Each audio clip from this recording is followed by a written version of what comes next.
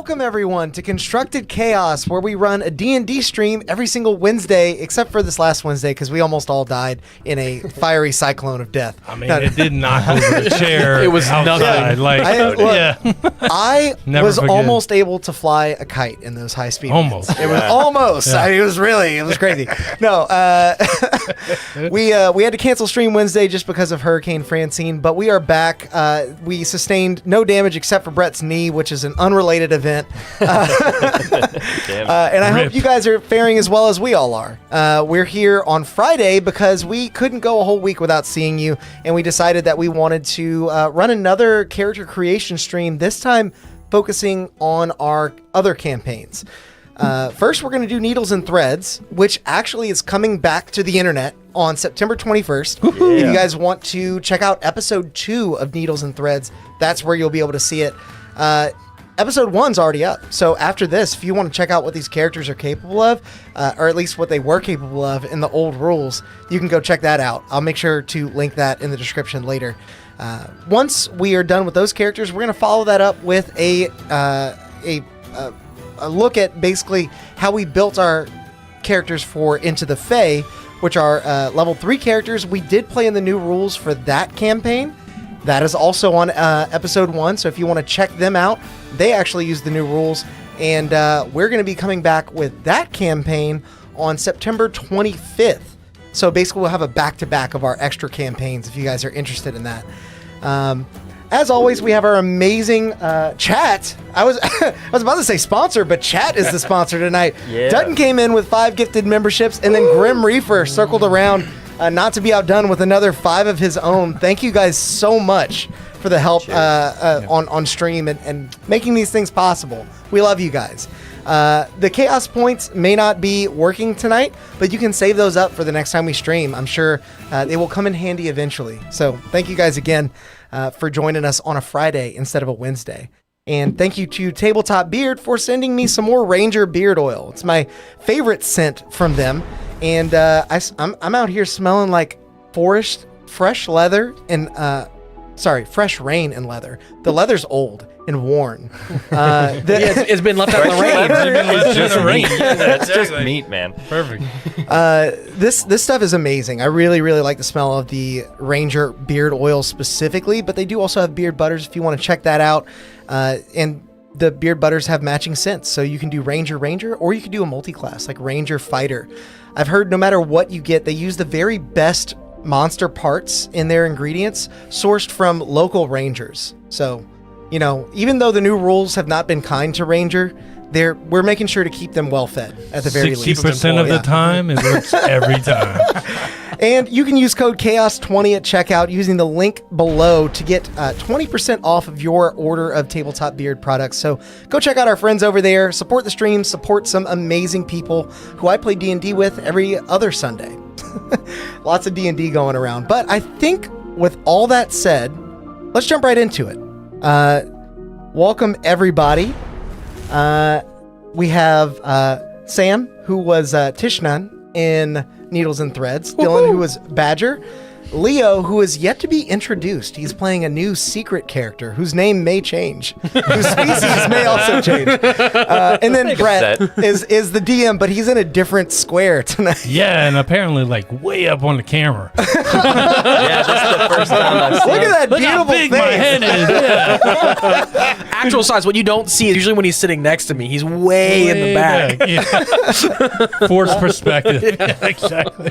So just like last time when we did one of these, I will make you guys aware of some of the homebrew rules that we are running with the new rules already. It didn't take very long, but basically the backgrounds we're using are going to be ignoring, for the most part, the narrative flavor that come with those backgrounds, and then the ability score boosts that those backgrounds now give, because those come from backgrounds instead of species now. We're going to be basically ignoring and just assigning them as we want to, because we found the background's ability boost options to be a little unnecessarily restrictive. Everything else, I think, is pretty much the same, aside from a couple of little nerfs to crazy powerful spells that will go unnamed probably on this stream. Well, yeah, because I don't think we're going to get to the levels that those spells come online. What? Oh, Yeah. Okay. This is your campaign. Yeah, you want us to bring it, man? We'll bring it. But as we did last time, we're basically just going to cover to start the level 1 and sort of background species combo of each character going around the table, and then we'll cover levels 2 and 3 for each character going around the table, and then we'll do 4 and 5 because it is a 5th level campaign. So we're going to build you guys up to that, and I guess I'll go ahead and start, since I'm not done yapping just yet, with Hozoot, who was a ranger in the old rules and is now a ranger in the new rules. You guys will get to see exactly got a how I buff. make. Yeah. A very, very slight buff. Okay. It's like they hit you. It's like they buff you with one hand, they backhand you with a nerf with the other one. Hozoot has 4 hands. Hozoot does have 4 hands, which Hozoot. is particularly I hate interesting. We'll start with the actual class here, because that's how the book has us starting. And as you can see, obviously I picked out Ranger. Most things are the same here. I'm not sure if we had shield proficiency before or not, but we definitely do now. And I will make good use of that. You can be damn well sure. We'll still get our spell casting and be a half caster as we did before. And then favorite enemy is the first thing that's really changed in the new rules. Now, whenever you use your favorite enemy, you're using the Hunter's Mark spell instead of the thing that Tasha's gave you. This is kind of a point of contention for Ranger, because now we're tied to using Hunter's Mark, and that does take up our concentration. Even though Wizards of the Coast said that they changed the spell list a lot so that it wouldn't be as much of a problem, it is still very much a problem. There are ways around it, and I'll be showing you guys exactly what I did with this build. But just know that Hunter's Mark is going to be key here. The other big difference for Ranger is that now at level 1, we get Weapon Mastery. A lot of us at this table are going to be using that tonight. In particular, I picked the Hand Crossbow Weapon Mastery, which is Vex. Basically allows us to get advantage on the next attack roll we make against a creature after we hit them with this weapon. And then the other one I picked out is the Nick property for the dagger. Basically, what it says is you can make I'm going to boil it down. Nobody get too mad at me. But basically, you can make an extra attack as part of the attack action with this weapon instead of having to use your bonus action for it. If you want the full explanation, I have a really cool weapon juggling video on the channel. I'll make sure to link that eventually. And you guys can delve into all the nitty-gritty of the rules and how best to utilize them to your advantage. As far as background, I went ahead and picked the Wayfarer background. Not only did I feel like the flavor kind of matched up with Hozoot, but the lucky origin feat in particular is something I was after to help me make sure I land as many attacks as possible, so I am benefiting from Hunter's Mark as often as possible. The lucky feat is different from how it used to be. It used to be a straight reroll whenever you wanted after you rolled the dice. Now it's basically advantage before you roll. So you have to decide to use it before you roll the dice. It is a little bit worse, but you will get more uses of it than you used to. Used to be you'd only have 3 uses. Now you get proficiency bonus number of uses. So a little bit of give and take there. I think it's worse overall, but still pretty good feat. Ability scores, no surprise here. I basically gave myself a higher dexterity and a slightly higher wisdom to help out with my casting. Because Hozoot wise. Hozoot is so wise. He's not very charismatic, but he's very wise.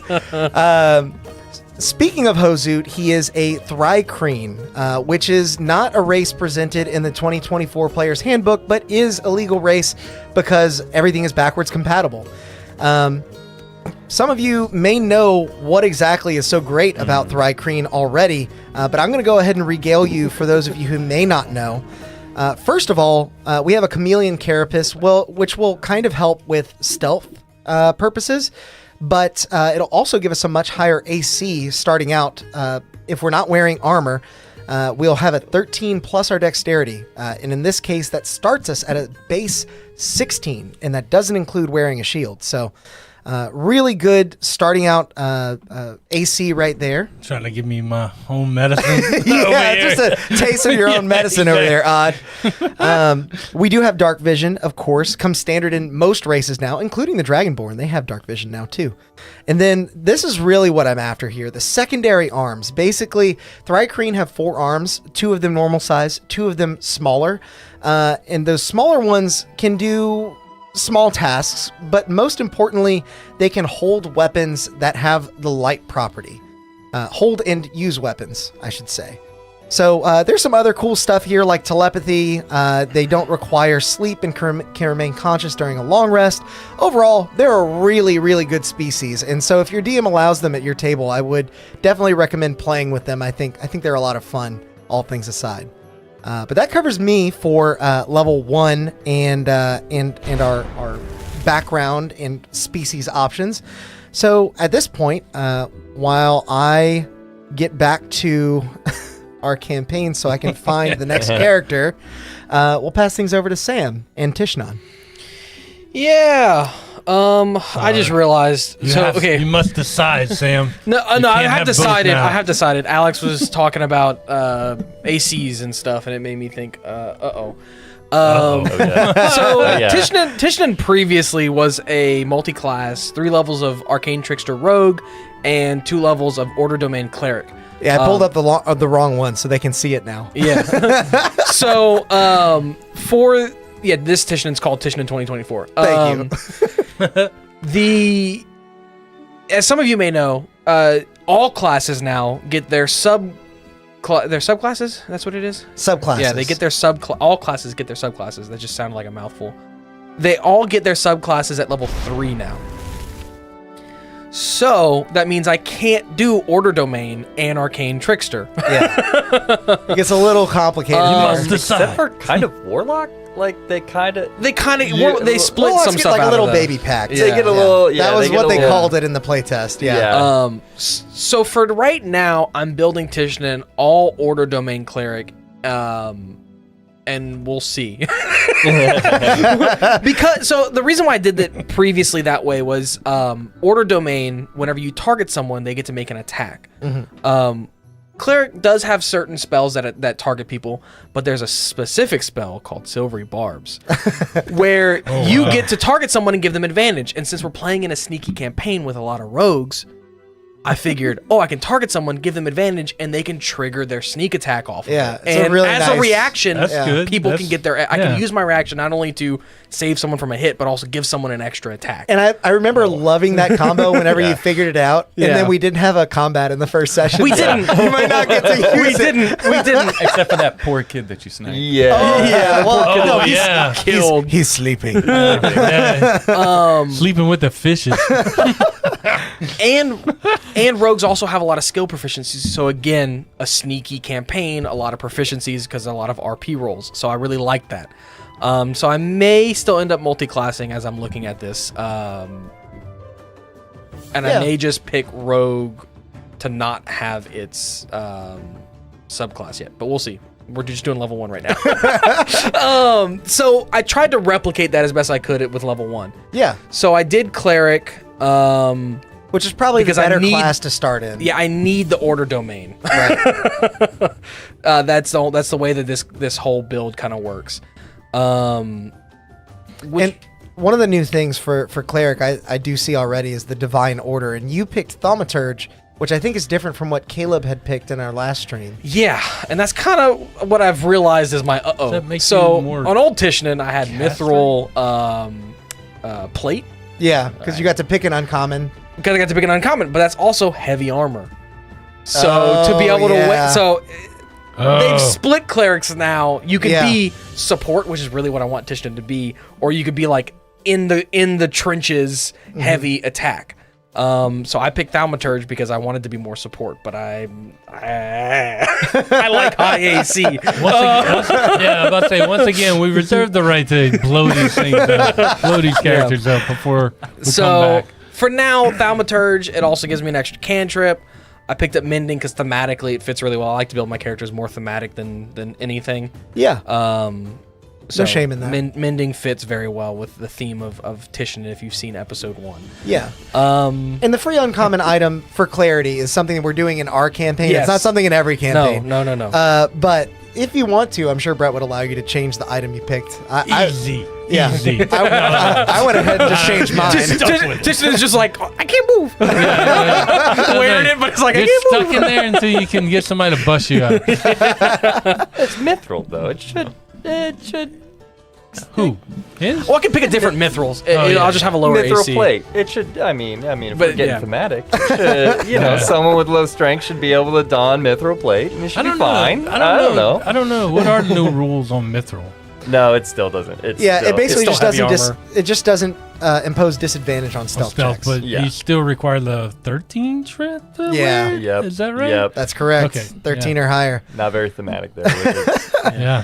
But without getting too caught up in the weeds here, let's jump over to your background and see what you picked there. So for that, I went with Sage. Sage. For no reason other than, as I mentioned with the Arcane Trickster, I wanted some of those spells. So now I have my Silvery Barbs. Yeah. Because it gives me, among skill proficiencies in Arcana and History, it gives me the Magic Initiate feat for Wizard. So I picked Wisdom as my spellcasting modifier, Mage Hand and Message, which I also had on the other Tishan, and Silvery Barbs. So this almost could serve to replace the rogue levels that you had before, because you're getting it from a feat now. That yes. you didn't even get a feat at this level before. No, not And now at, you at do. level 5, and I'm level 1 and I have one. Yeah. Because I was 3 in Rogue and 2 in Cleric, so I didn't have a feat. Yeah. Which is why, again, because I have a lot of the spells I already want, I may still dip into Rogue for all of those skill proficiencies. We will see. Yeah. Tune As in we at go. the later levels. And the ability scores, I just picked Wisdom and Constitution, the things that you want with a Cleric. Yeah. It made sense for Yeah. this. Didn't necessarily have to, but it makes sense with this background. Yeah, and it allows you to pick it with this background, because I could pick anything. Yeah. But yeah. All right. And then your species, your Owlin. So again, not a species that appears in the 2024 handbook, yeah. rules, but a good one nonetheless. One that's really fun and flavorful, and one that I don't see as often as I think we should. I love it. Yeah, longtime viewers of the channel may know I like to play birds in the side campaign.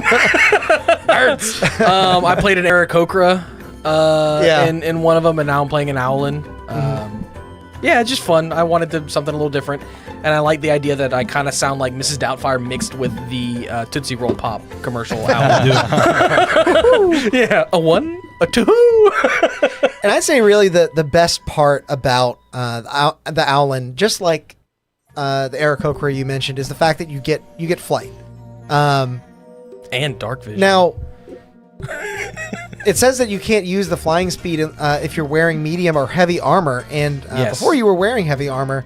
So depending on what you do, you Oh, might yeah. actually be able to make use of it. You do Go also with the light have proficiency in stealth, which is plenty useful, especially if you are a clanky armor-wearing boy.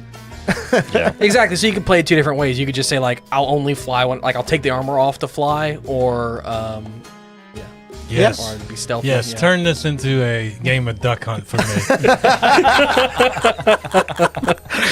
I am small, so I'm a little guy. Okay. And that should be just about it for Yep. Sam there. So we'll jump over to Dylan as we check out the reimagined version of Badger now. Oh yeah, I miss Badger.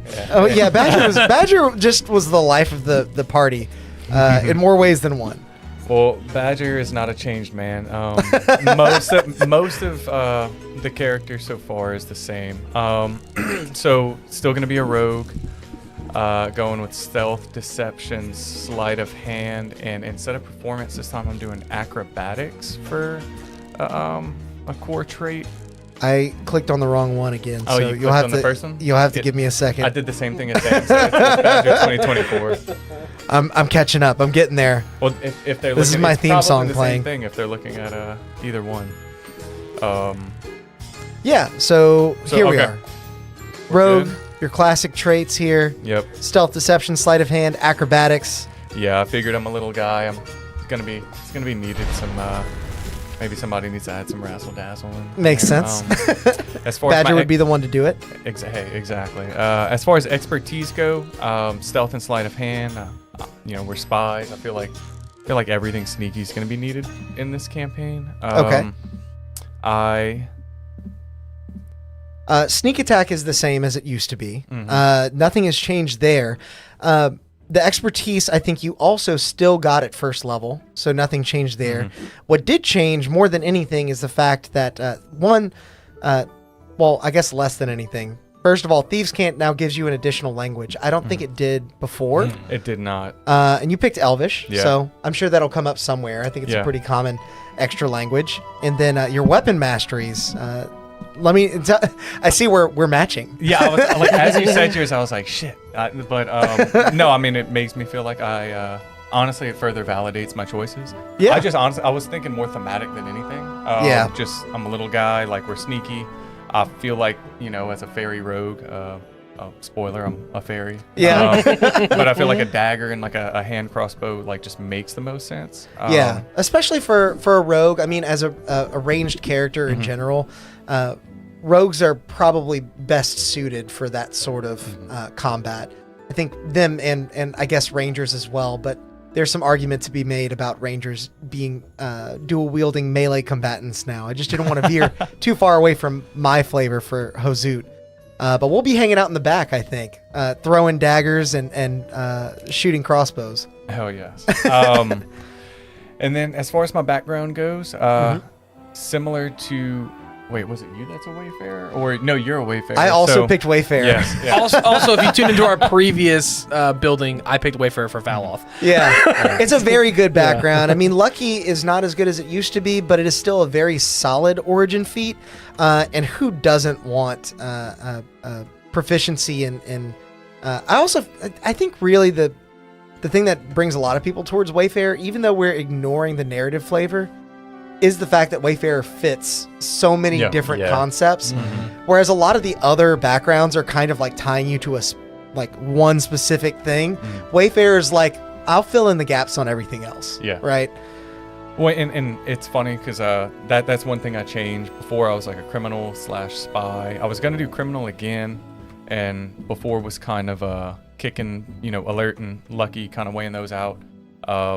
Y'all kind of helped convince me that advantage is going to be a lot more handy in this campaign. So, well, and with the way that Lucky works, I think, especially with rogues, with rogues wanting advantage, it's kind of, without a doubt, it's the best feat. I don't think alert is bad for a rogue, but I do think Lucky is better for a rogue than any other class. It's more consistent. Too. Yeah. And either way, my skill proficiencies were going to be insight and perception, so it just works out. Either Absolutely. way. Yeah. So that's what I did for that. As far as my ability scores, I chose to increase 2 scores. I'm increasing my dex by 2 and my Riz by 1. Gotta get that Riz. Yeah. I kind of feel like it fits with the character that's, kind of more upbeat. Doesn't fully think things through. I want to be able to be somewhat endearing to people that I'm trying to deceive, especially. And you've done that quite well, honestly. Yeah. Just in it that one continues. session. Yeah. And then your species, like we kind of touched on, this is 3 for 3 here on not using players' handbook species, but these later releases that are still legal in the new rules still hold a lot of water. They're very well balanced, even though a lot of the species in the 2024 rules got boosts. You can expect some power creep there, but I think the old races will suit you just fine if you want to play one of these. I was just too in love with playing a fairy. Oh, especially absolutely. for this one, I feel like it's gonna come in handy. I did not want to switch it up on that. That was one of my favorite things. About this character is playing fairy. Fairies specifically are really good for a multitude of reasons. First and foremost, the fact that you're going to get fairy magic. So you'll get the fairy fire spell at 3rd level. You'll get druidcraft, but we can mostly ignore that. Did fairies get those innate spells before? Yes, they did. Because this species isn't in the new book, right? The species is not in the new book, but the new book is backwards compatible. So if it had it, the important thing to point out that is new, and I'm not sure if you're aware of this, the spell casting per turn rule has changed. Used to be, it said, and forgive me if I get it wrong because it's always been confusing and I hated it and I still hate it now and I'm so glad they changed it. The rule used to be if you cast a leveled spell with your bonus action, you can't cast a leveled spell with your action. essentially what that boiled down to 90% of the time is you can't cast more than one leveled spell in a turn, but there were some situations where it didn't work that way.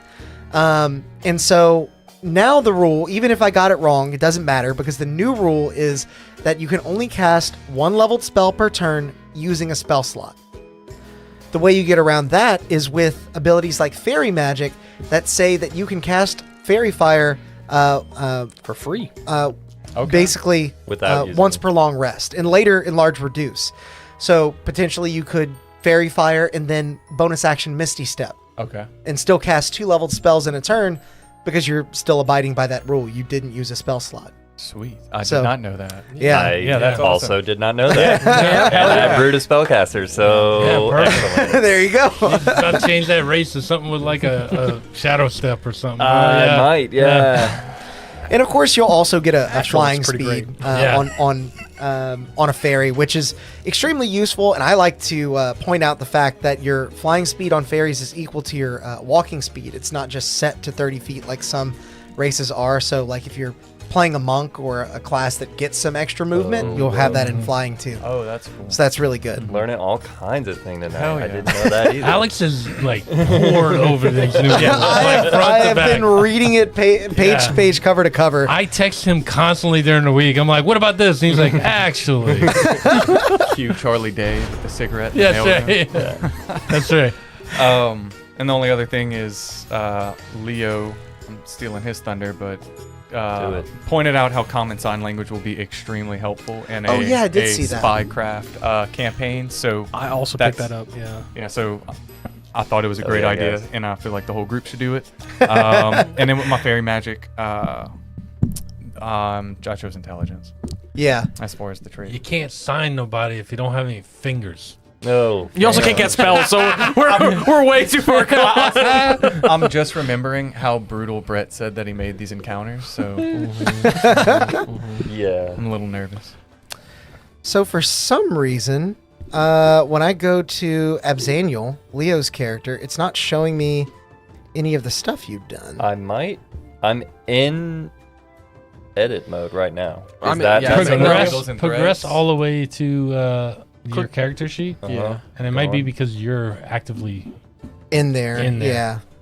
That might be and what it on is. mobile. So View character I sheet. can about imagine some of the things we found that All Well- right, it's loading. While he's my figured that out, character can you sheet. still use spell slots like for his Okay. fairy fire? Could he still Yes. use? Okay. Yeah.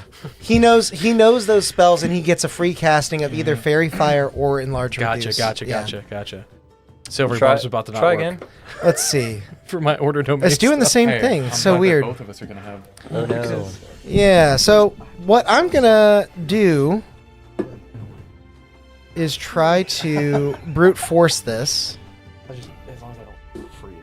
And anyone want to look at chat and see if there are any interesting questions that we've had pop up yet?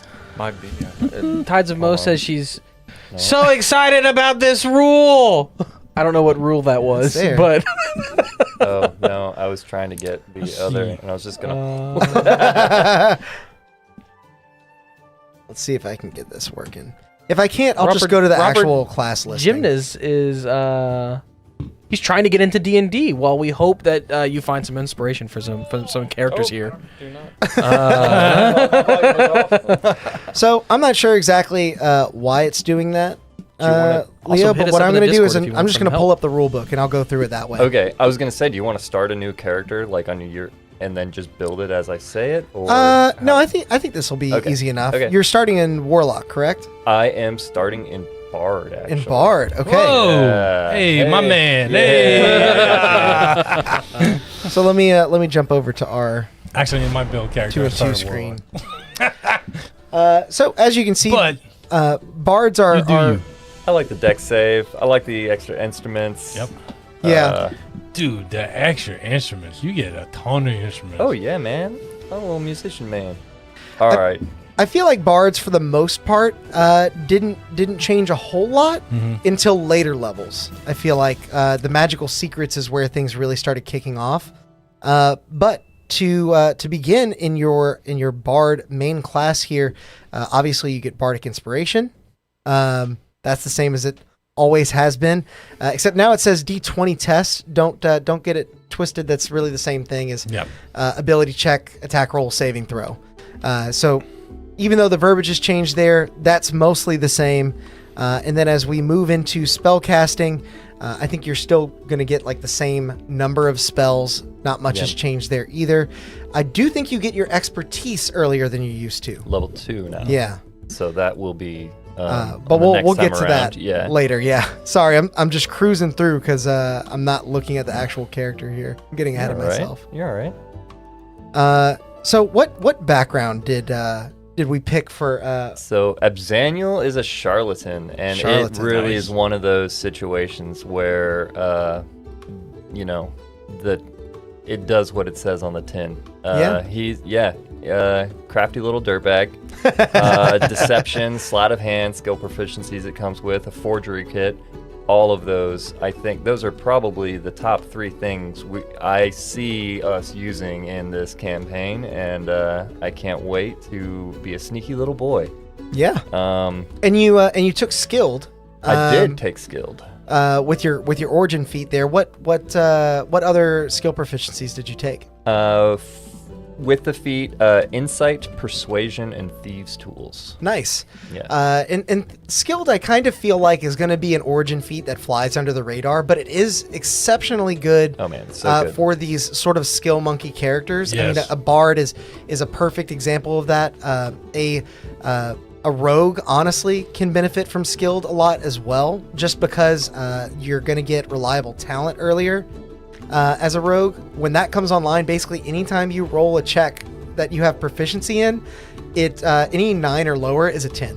Yeah. So if you manage to get proficiency in everything as a rogue now, it's I'm on my way there. Yeah.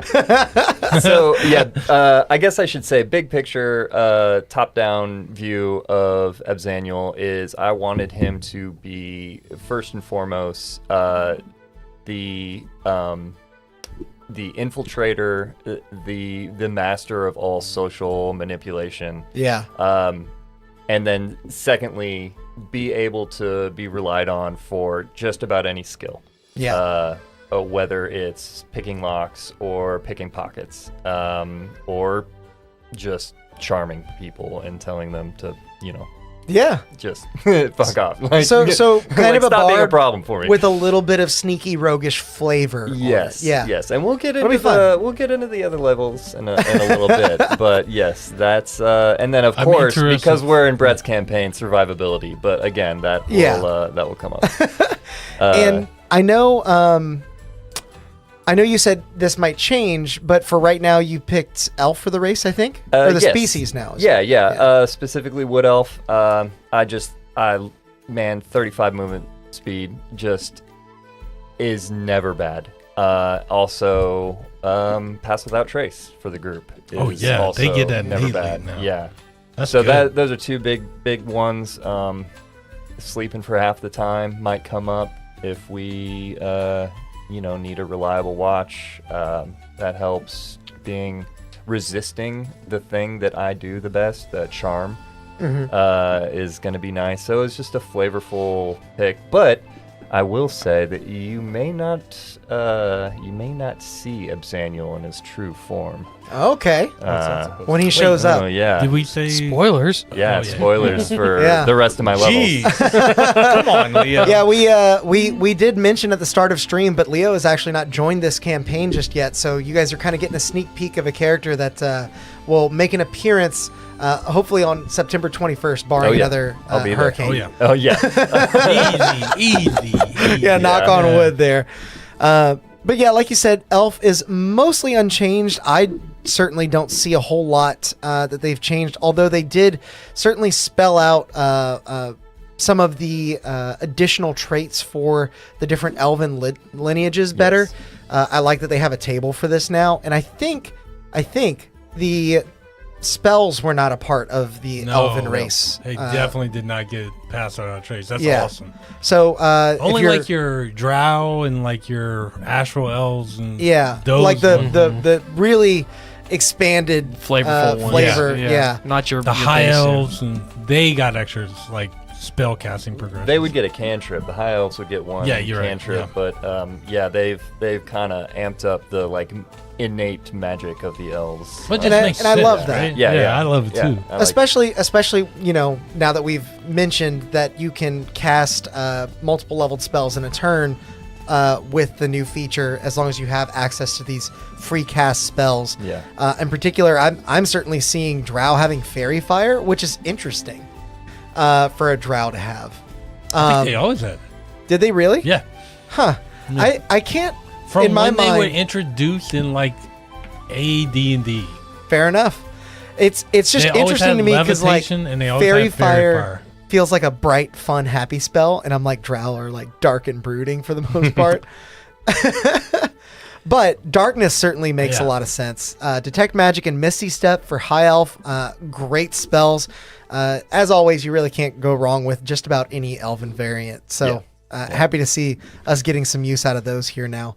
Let me jump back to my own character now. But Brett, as the DM, I guess, is there anything so far that stands out to you that you may need to adjust for in the campaign, or that you're excited to see play out? I don't. I've crafted this campaign to be incredibly difficult for y'all and to be very like sneaky and stealthy. So really, it's like go crazy, guys. Like just make Oh yeah, make silvery the most barbs broken, every round. Yeah, you know what I'm saying. I mean, you're gonna run out of silvery barbs, but Yeah, Well, that's why all of us have it. Yeah. well, here's the thing. Here's the thing. You silvery barbs, and now you can't cast shield. Shit. Yeah, That's true. yeah, That is exactly. true. Yeah. But if I cast Silvery Barbs, we get a whole extra attack. I guess.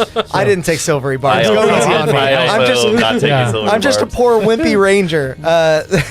Don't worry about me with 4 arms. Yeah. Yeah. I will jump over to my ranger now that I've bumped up Weapon to level mastery, 3. extra attacks. We've got some notifications. Shout out iPhone users that keep their notifications down to 0 on their little apps. Yeah, exactly. So Deft Explorer It does angers some me. different things than it used to now. Essentially, we'll get a couple of languages.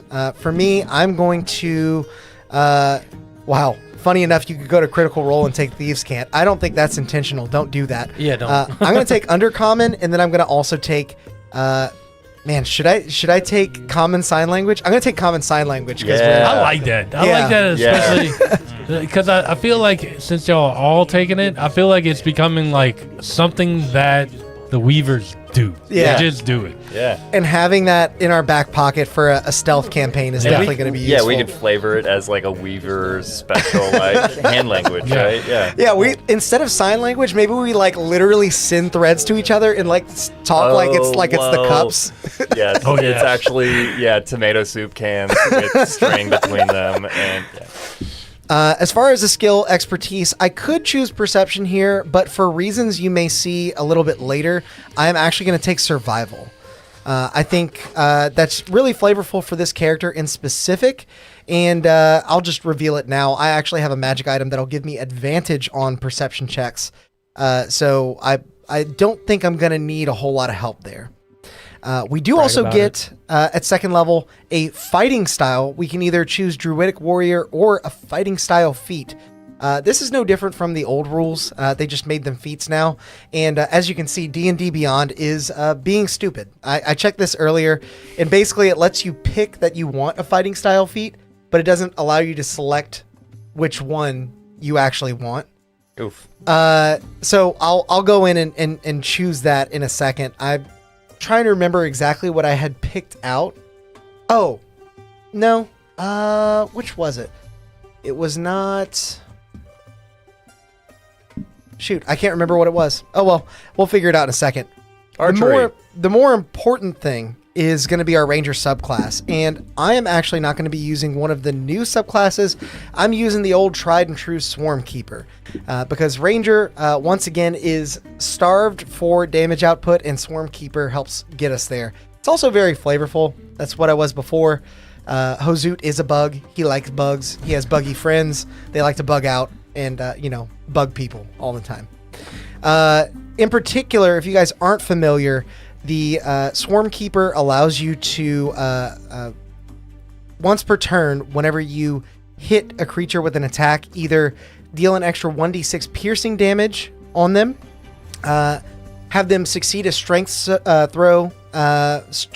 saving throw against being moved 15 feet, which works very well with spike growth, or it can move you 5 feet horizontally in a direction of your choice. I believe that when they do that, opportunity attacks don't apply because it is not you moving. It is you being moved by. It's like forced movement. So very useful stuff there. And in particular, I will also be getting Fairy Fire and Mage Hand from my Swarm Keeper magic. Fairy Fire, very good spell. That has not changed. Mage Hand, very fun spell. That has not changed. Mage spell is the best spell in the game. Mage Hand is so much fun. Especially in a campaign like this. As we've said before, that's more stealthy, more espionage. Yeah. Let me see what fighting style feature old Hozoot had. Yeah, I'm trying to remember what I'd picked. Archery. Are you not gonna take 2-weapon fighting now? With all your I'm extra actually, hands? well, it's Dude, a hit. fighting style feat, which is 2-weapon fighting allows you to add the modifier. Is that what I picked? I You can't. can Yeah, check your two- if you go to old. Oh, but you. Yeah. See, this is why you keep your old character, Alex. I know. I should have done that. Fighting lets you add your ability to any offhand swing. So if you're using And Nick damage. and all that, and damage. No, which- man. I think That's a 2-weapon. big deal. I think 2-weapon fighting is probably If you're what gonna I picked. if you're gonna use like the weapon juggling Nick and all that stuff later, that's gonna be huge. Yeah, that sounds Yeah, about even if right. it's not what you picked, it's It's what you should pick now. yeah, exactly. I'm all about raising the floor of my character, and like archery is my favorite fighting style for sure. +2 to hit is crazy, especially if you're going hand crossbows. Yeah, It's and you got get that 15 hands. consistency. Like screw the extra damage. He gets you get another fighting style, right? Yeah. You know what level? I don't think I get one in this. Actually, I think I'd probably take archery. It probably makes the more sense. On average, I think More of the sense. I think your damage goes up on average. Yeah, By archery hitting just more means often. that I hit more often, basically. So I'm gonna take archery. We'll make Yeah. that free and clear and be done with it. Sorry for the slowdown there. Retcon is available to you later. But if you guys haven't guessed already, Hozoot is going to be using a lot of archery. So definitely want to capitalize on every hit that I possibly can, because every single time I land a hit, I will be getting an extra 1d6 from Hunter's Mark. I will actually be using it. So want to capitalize on that for Definitely. sure. With that, let's bump back over to Tishan and see what's going on with levels 2 and 3. Still undecided, but I don't have to decide yet. So they're in cleric again. Yeah. So with your second level in cleric, you'll get your channel divinity, which is mostly the same. Yes.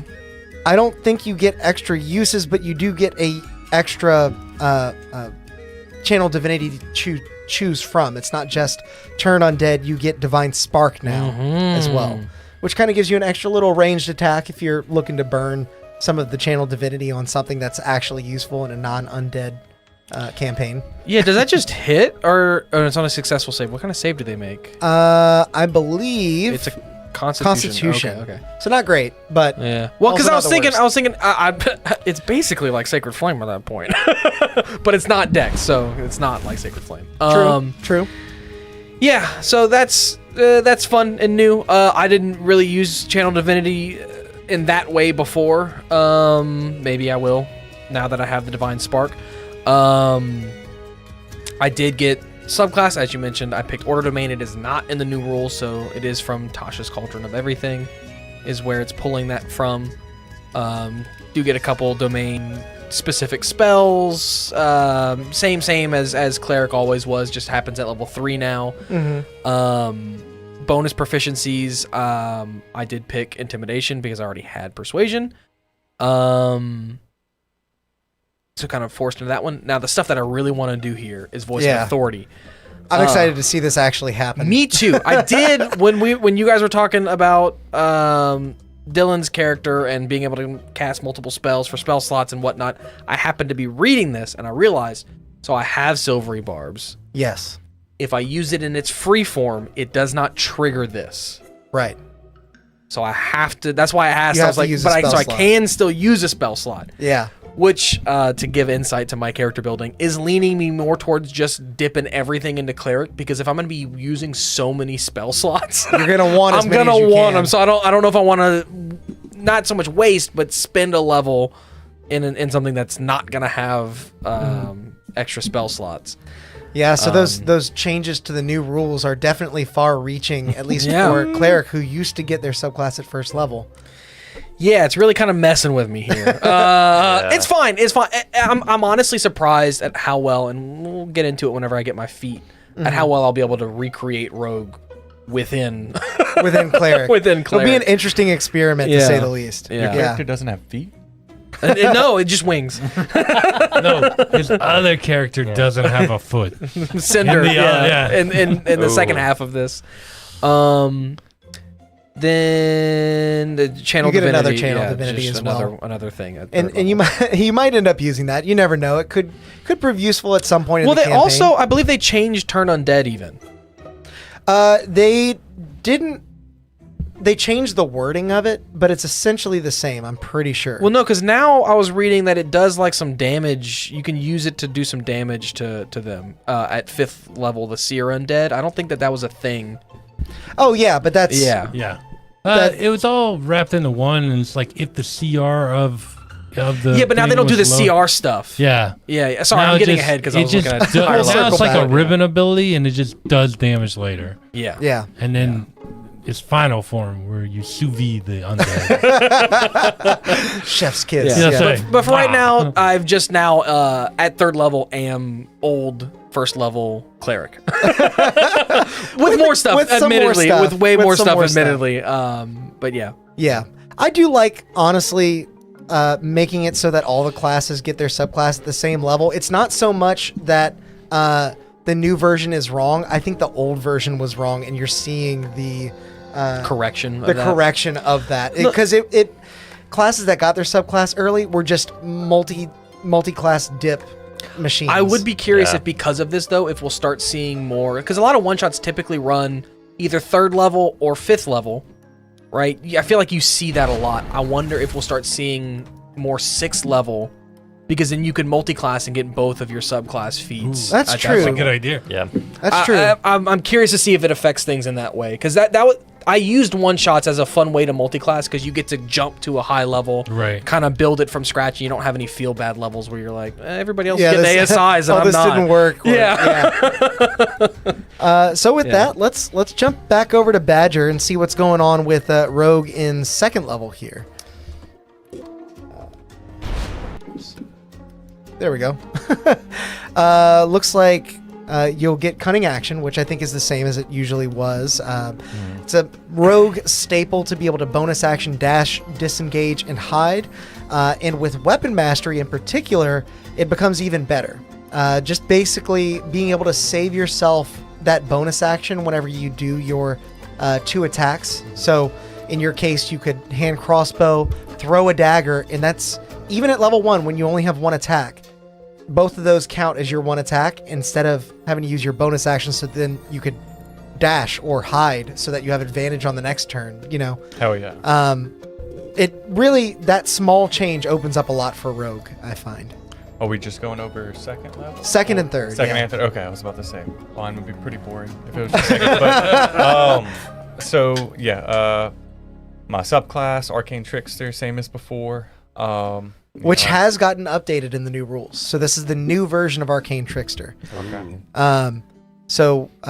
What's new about it? I don't think there's a ton that we'll see right off the Spelled with bat. a K. You'll still get your Mage Hand, Ledger Domain, Ledger Domain, not Ledger Domain.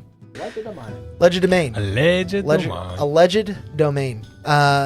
You'll still basically be able to use it to make sleight of hand checks, pickpocket, and stuff like that. Regular That will be Mage Hand used is frequently. regular Mage Hand is not quite as useful, but still pretty good. at the very least, this is very flavorful, but you'll be able to do more with your mage hand later. I don't know if it'll come online tonight, but basically, eventually you're able to trip people with your mage hand. So that's Whoa. fun. Yeah. That will be very fun. What? Yeah. That's cool. So that's one update that they made. And then, of course, the best thing about Arcane Trickster is the spell casting. Yes. Being able to wrap spell casting into your rogue. Oh, the other thing too is you're not really restricted anymore. Like where previously you were all illusion spells and stuff like that. Oh, that's right. Yeah. It really opened up your ability to take a lot more spells out of the wizard spell list. I noticed Yeah. like as I was adding spells, Yeah. like that There's there was a lot more options. Yeah. There was a lot more. I don't know, man. Invisible mage hand that lets you like disarm. Oh, you got traps. No, you get Like- that one automatically. Yeah, Yeah. That's That the is mage hand so magic cool. Like Arcane Trickster's my favorite class. Have you looked at any spells in particular? Well, so I've added some. I mean, most are like it's similar to the previous build. So, fair warning, some of this may be retcon. Yeah, But- that's totally fine. fair. Right now, my cantrips are first, third level, Booming Blade and Mage Hand. I did switch up and added Charm Person as a first level spell. Yeah, Feel like which that'll was come in one that handy. was available before, I believe. But I just didn't have it before. I think before I had Shield, and I just decided not to have it. One that you, You actually had didn't. shield before? Mhm. Interesting. Yeah, I'm not sure I don't exactly think how. it was available to you before, but now it is. You know what it probably was? I bet D&D Beyond basically like Just let you pick anything. just let you pick anything, but they had that restriction on it. listed, but it wasn't. That would be actually my restricted. guess. So Gotcha. who knew you were building a 2024 character even back then? Hey, I can see into the future. But yeah, so Charm Person, Magic Missile, and Unseen Servant are And I- my 3 first level spells right now. Teen Servant's a good one. Cool. And Yeah. I do see in particular Booming Blade familiar? as a cantrip here too, which Oh, you took. Oh, Yeah. nice. so yeah. So I don't very- know like what I want to. I don't really think I want to change much, but I will look more into it since I have more options. And now that scales too. Like you have Mm-hmm. a cantrip that's part of attack. Can you sneak attack with Booming Blade? Yeah, absolutely you can. I would think so. Wow. You brandish the weapon used in the spell's casting and make a melee attack with it against one creature within 5 feet of you. And then as long as that's a finesse weapon or a And you have advantage or Yeah. whatever. okay, Yeah. It's just a melee attack. It's not a melee That's spell attack. awesome, Yeah. dude. Hell yeah. That's really good. It's very good, and I'm not entirely sure that Booming Blade was available to old Trickster, Arcane Trickster rogues. Absolutely not. What I will Right. also say is that Booming Blade is not reprinted in the 2024 rules. So technically, I think it is a legal spell because it's also printed in the Sword Coast Adventurer's Guide, and it's supposed to be backwards compatible. But just in case, you may want to check with your DM if you're picking up some of these spells that aren't in the new rule book. I don't know if they want to be purists or not, but something to keep in mind. Is that okay, DM? Well, yeah, I'm- yes, yes, yeah. Well, I will ask Alex because Please, I took Brett. it with odd. Is that okay? Oh, absolutely. Okay, I'm just I'm about to say, like, Take I didn't any know it was spells supposed you to ask want as that. long Oh, as yeah. that spell doesn't start with conjure and end with elementals. I told you I'm taking it later. Yeah. You got time to prep. I'm gonna take it later. So I think that's just about everything No, but for Badger there. Okay, sweet. Absolutely. That's it for me. I'll jump over to our new friend. Let's see if his thing Character is building. working It was on now. you, so I'm like leaned all forward. I Let's see. reloaded it. I don't know if that did anything. Are you attached to the campaign? Yeah, he's in there. Oh, okay. Yep, still not working. D&D Beyond, Nice. get your stuff together. Yeah, what's up, D&D Beyond? Come No, on. no. We listen. Devs are likely Yeah. still hard at work, but Absolutely it would they be are. nice if it worked. But it is not their fault. It works on my end. That's all I'm super worried about. So Yeah. so I what mean, this levels? What levels did you take? yeah, I'm still in Bard for 2 Still and in 3. Bard for 2 more. Yep. So Jack of all trades is great. It plays into my toolbox character. I get half my proficiency on skill checks at least for everything if I'm not proficient. I'm excited Yep. you're running a bar. Yeah. And we did sort And of I'm touch on gonna- your I am- expertise too. I am Yeah. gonna stop at 4, That's fine. but That's fair. But yes, expertise, taking deception and stealth. so I will Makes sense. have a double deception, double stealth bonus on my for my proficiency. Mhm. And the Bard subclass, and this is a big reason I went Bard, is because I do like my armor. And this College of Valor is how you get medium armor with a charisma-based character Yeah. in the you latest guys- rule set. You guys who have seen our last character build will notice some similarities between this build and Odd's build, which I think you went straight Bard so far, but maybe planning some No, Warlock I dip? took one Warlock. at Took the one beginning. Warlock. Yep. That's what it was. So we got a little bit of I learned from the best. What can That's I say? right. there's a Yeah. bread and butter combo going on Yeah, here. that's man. right. It's very, very good. New Valor Bard, much better than old Valor Bard. Yes. And old Valor Bard was pretty good to begin with. So yes, as I said, they get martial training at level 3, medium armor and shields. Love me some AC. Absolutely. And then the other half of the College of Valor's level 3 upgrades is the defense and offense abilities.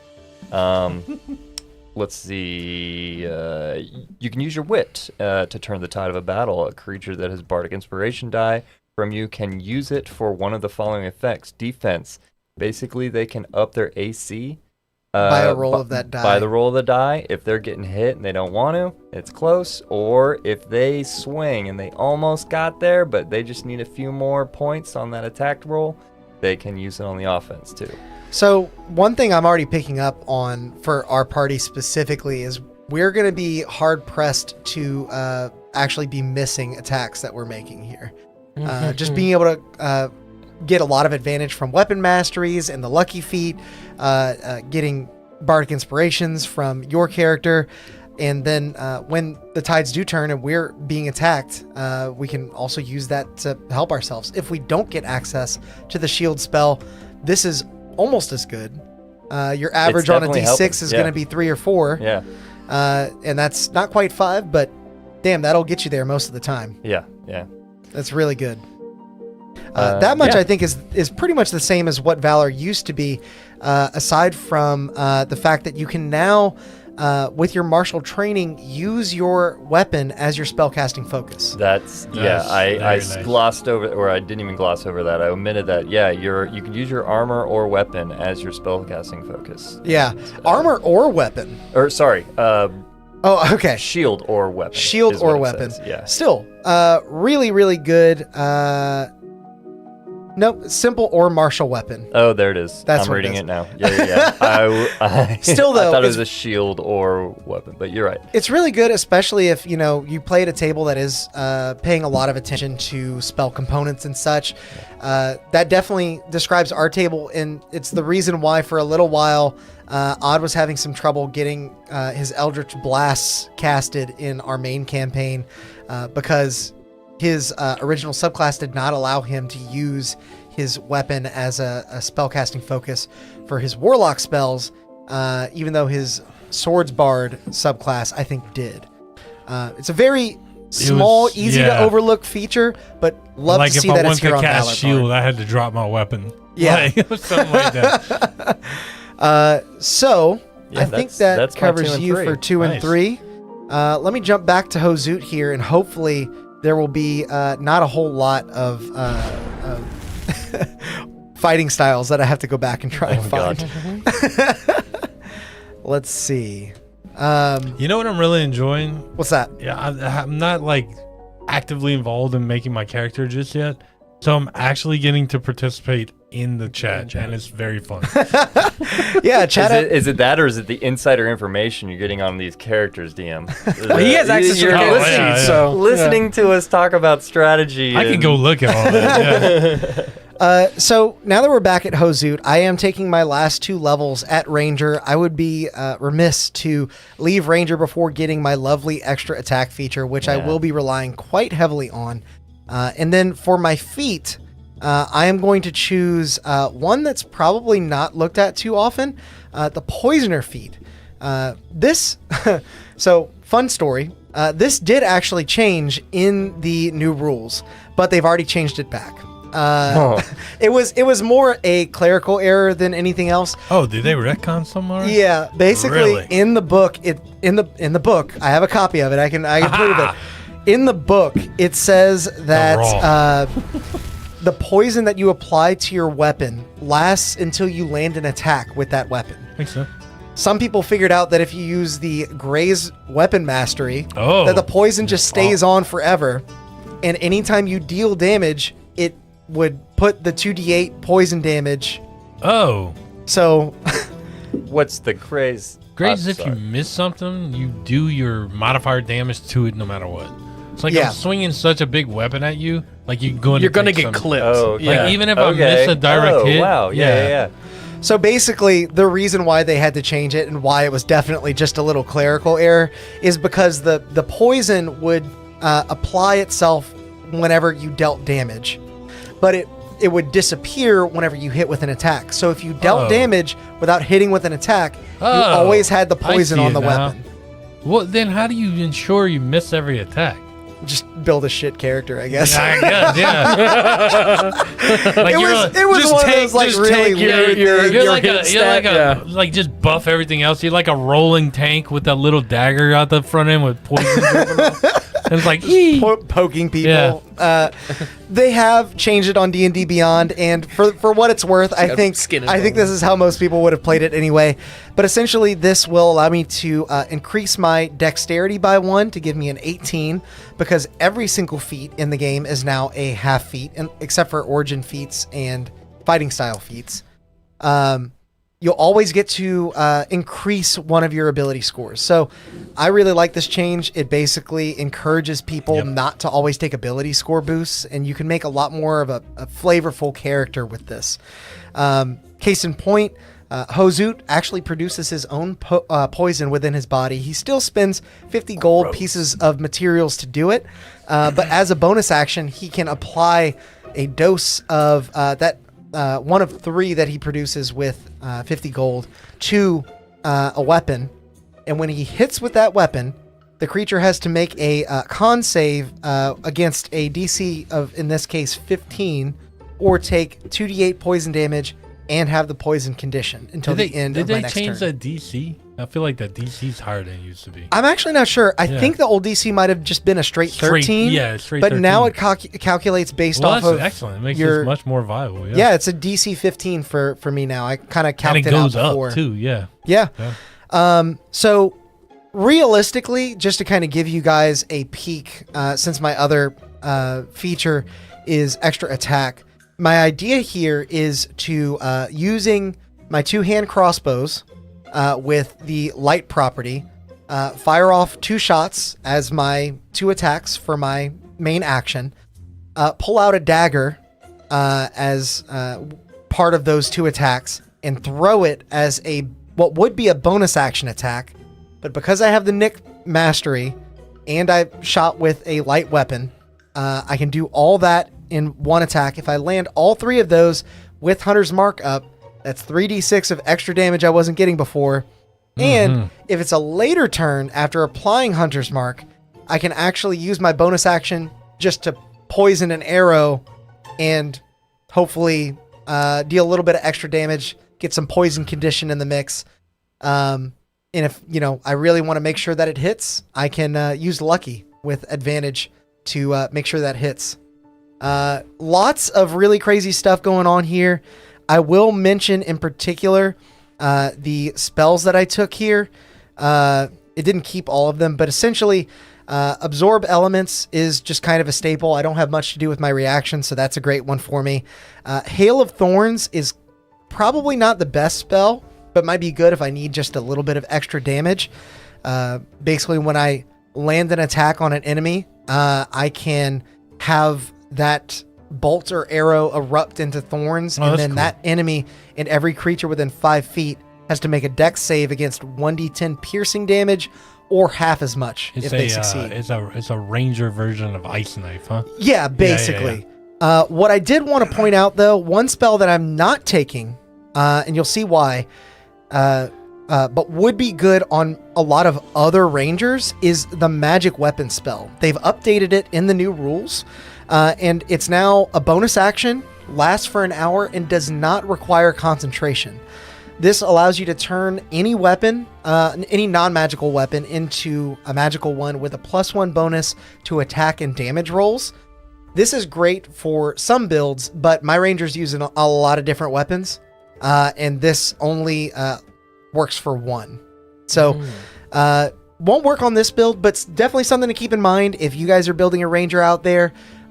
Could also help if you want to stack up some extra damage by taking a Paladin dip, getting the Divine Favor spell, which has also been updated and basically says no concentration, and when you land an attack while the spell is active, it's an extra D4 radiant damage. So Shit.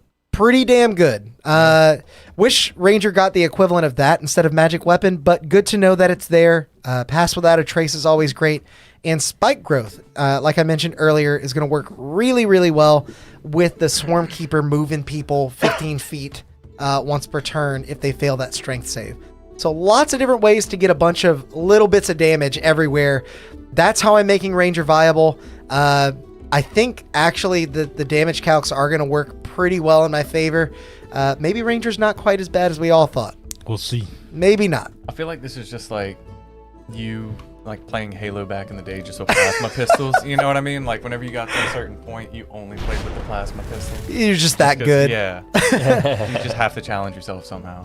Yeah. And I for what it's worth, I love Ranger as a class thematically. Yeah. I even liked Ranger mechanically after the Tasha improvements. I didn't think it got it all the way there, but it certainly helped and made it a little bit more competitive. Gloomstalker got it there. Gloomstalker got it there, but Gloomstalker's not as good anymore. Oh, They did they nerfed break it. it? They nerfed see. Surprise, They nerfed- which yeah. in turn nerfs Gloomstalker. Yes. Basically, Surprise is no longer a condition that makes enemies not do anything for the first round of combat. I thought it Now- was like not even the first round. I thought it was a pre-first round kind of situation that it It's used not. to work So that's kind of the confusion. A lot of people used to think that basically you had a surprise round in. Yeah. in combat. Technically, that's not the case.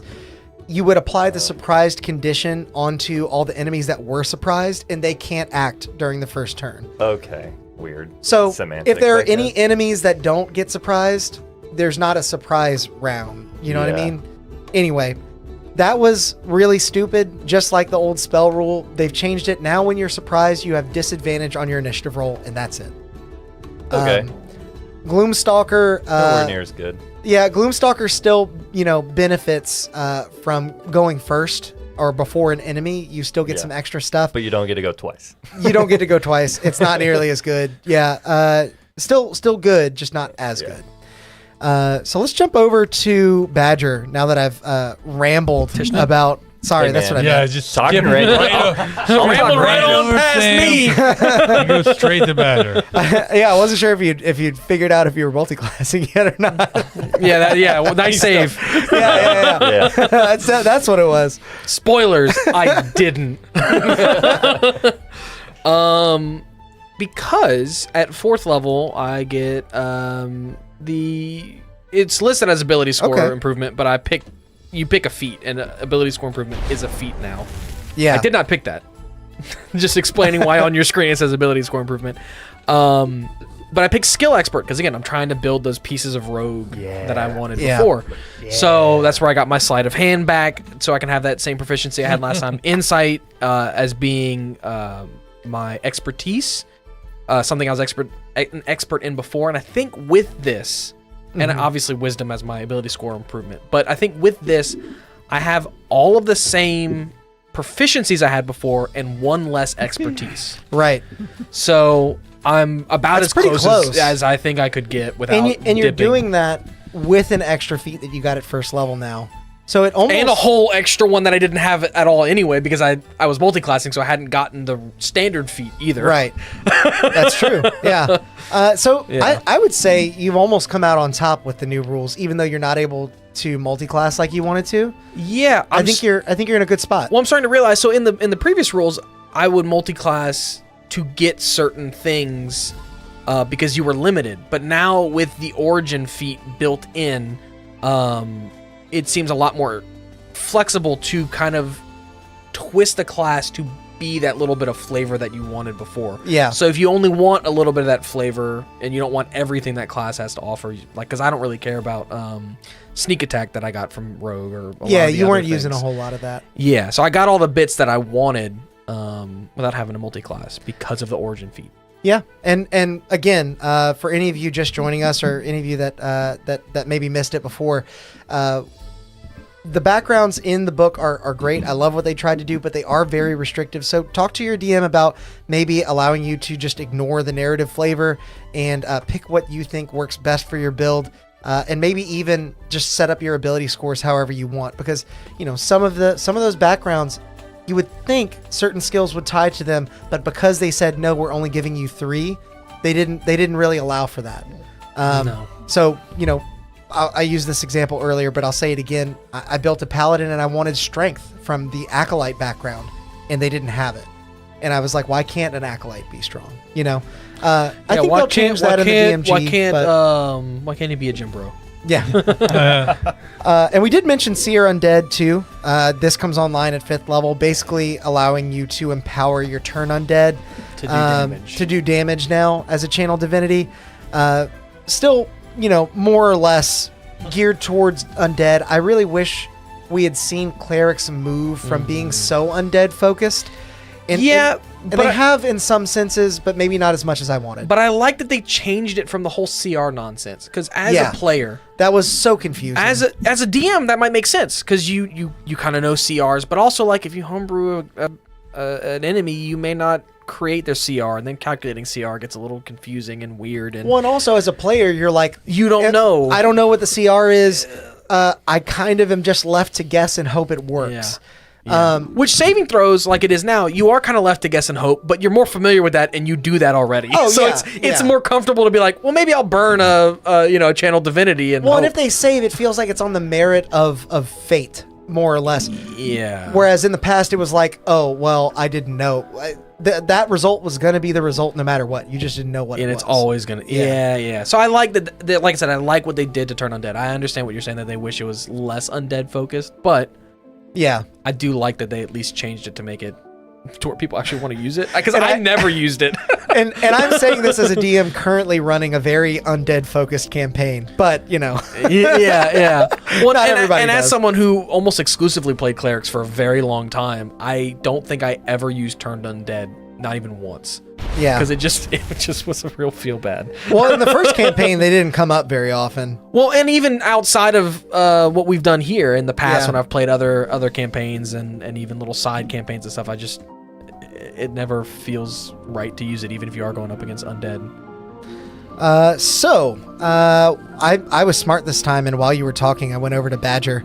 Yeah. So let's check out what Badger's cooking at level 4 and 5. It looks like you stuck with Rogue. Absolutely. Okay, so on my ability score improvement, I chose Fey Touched. Nice. Excellent feat. Yeah, so going with intelligence score and the Fey Magic Intelligence for Silvery Barbs. Yeah. All right. Figured Yeah. we should all have it. Yuck it up. And you'll get a free casting of it, the way this works, which will go exceptionally well if for whatever reason you need to cast Silvery Barbs on your turn, Yeah. Yeah, because you do get your reaction on your turn, even though I always forget that. Yeah.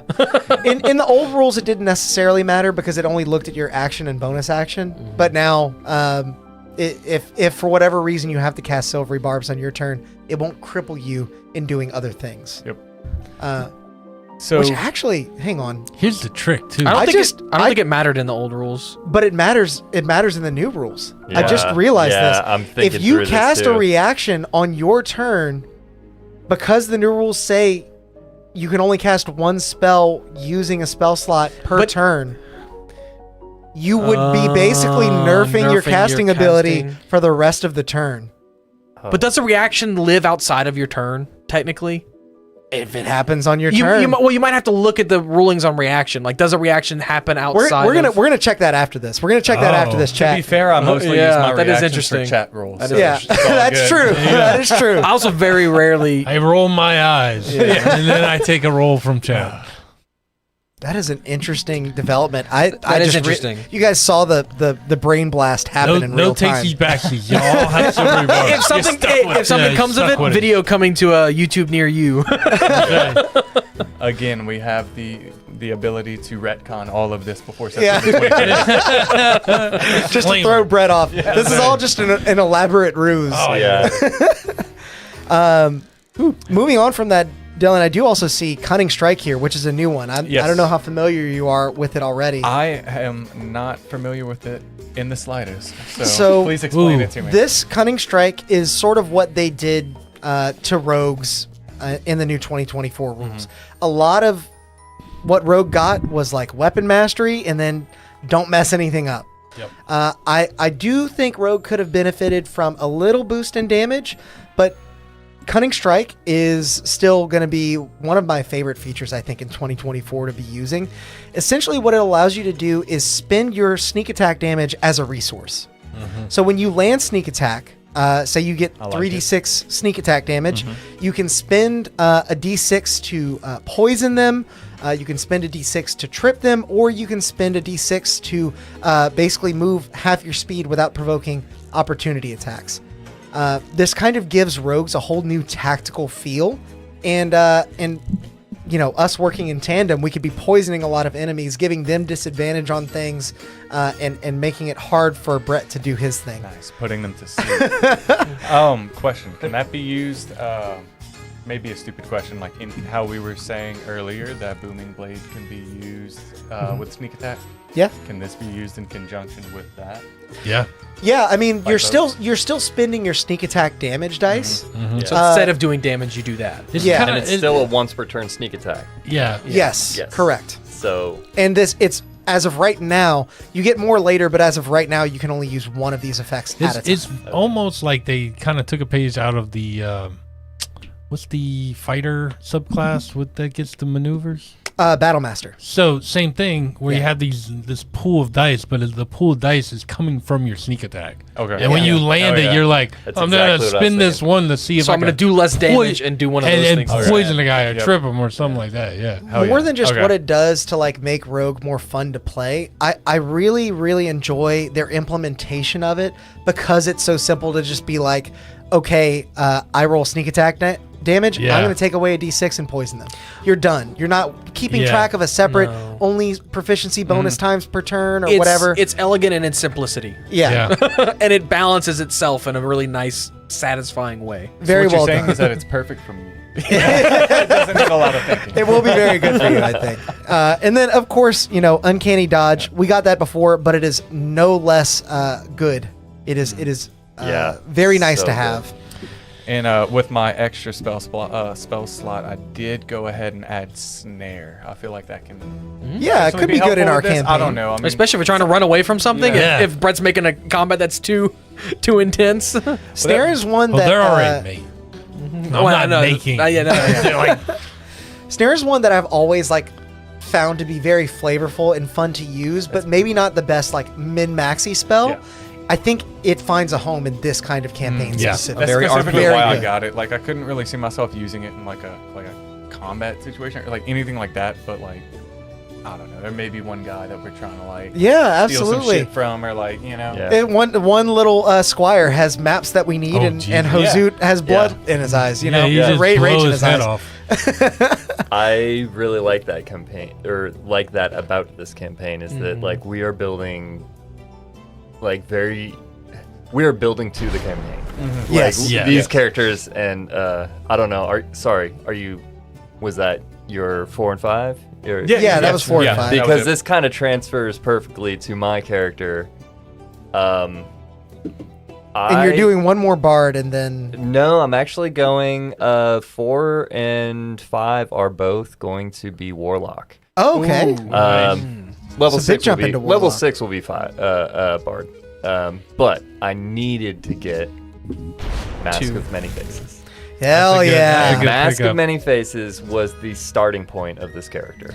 I wanted a character that I could make look like anyone I wanted without spending a spell slot. So Mask of Many Faces lets you cast Disguise Self without expending a spell slot, just as many times as you want. And I've always wanted to take that, and I've always been too min-maxy to like take it. Yeah. But this campaign, It's very is- RP heavy. Yeah. It's like it's It's welcome. going to be it's used a welcome. lot. Like yeah. And And then before we also- get too yeah. far into the Warlock stuff, I wanted to mention Michael Cullen popped in and super chatted. Thank you for the $5, man. Thank you so much. He also Yeah, mentioned thanks, the new rules stop you from casting Character's not counterspell good, on yeah. your turn if your big spell gets counterspelled on your turn. Oh, so you can't. Yeah. You can't Yeah. counterspell. Which, Unless you have a free counter spell. which is Yeah. probably Oh, why you gotta you try need to a get a free free- counter spell somehow. which is probably why they Spell nerfed storing item. counterspell a little bit. Yeah. Okay. It runs a little bit differently. I don't remember exactly. We can look at it after this, but good pointing that out, That is a Michael. good That's a call out. really good. That's probably the only time I've ever used my reaction on my turn is Yeah. to counterspell a counterspell. That's a really good insight on that. I Oh, didn't. yeah. Now you can counterspell a big bad's counter, and they can't counterspell your counterspell. Well, Well. the rules don't apply. To that. I mean, obviously, the big bag gets to do what they want. But getting back to the Warlock stuff before we get too off the beaten path, you mentioned taking that Mask of Many Faces invocation. And part of the reason you're able to do that is because invocations come online at level 1 now instead of at level 3, like they did before. Yes. So honestly, I think that was my favorite part of Warlocks anyway, was the invocations. Yes, Not necessarily the absolutely. spell slots. Really, really cool that you're able to just, it almost makes it more dippable than it used to be. I just love, warlocks and sorcerers with their invocations and it left my brain. The sorcerer points.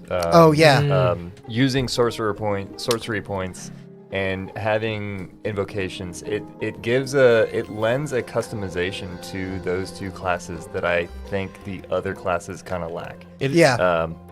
Anyway, and we'll get to the new sorcerer in a little bit when we do the Into the Face stuff, because After the Sam's break, actually yeah. playing one. But They did change sorcery points. I don't know if it always worked this way, but I think you can now only use them for sorcery spells. That is stuffs. true. You Yeah. That is can't true. Yeah. mix So, them in, which I like. Sorlock 'cause is again- kind of dead. Yeah, but it Yeah, simplifies Sorlock things. died. Same thing with the whole CR stuff. It was just too much, and I was like, I don't. It's worth it. Sorlock died, but then there's like sorcerers now. yeah. Might be the best caster in the game. Might be the best class in the game. But yeah. we'll touch on that in a little bit. I'm more interested to see what other invocations you took. Yeah, 'cause you get too. 3. I'm about to say you. Yeah. Where's the other so two? I guess I should start. Level 4 was my Warlock 1, and you have a limited selection of Yeah. invocations, and I picked Pack of the Chain.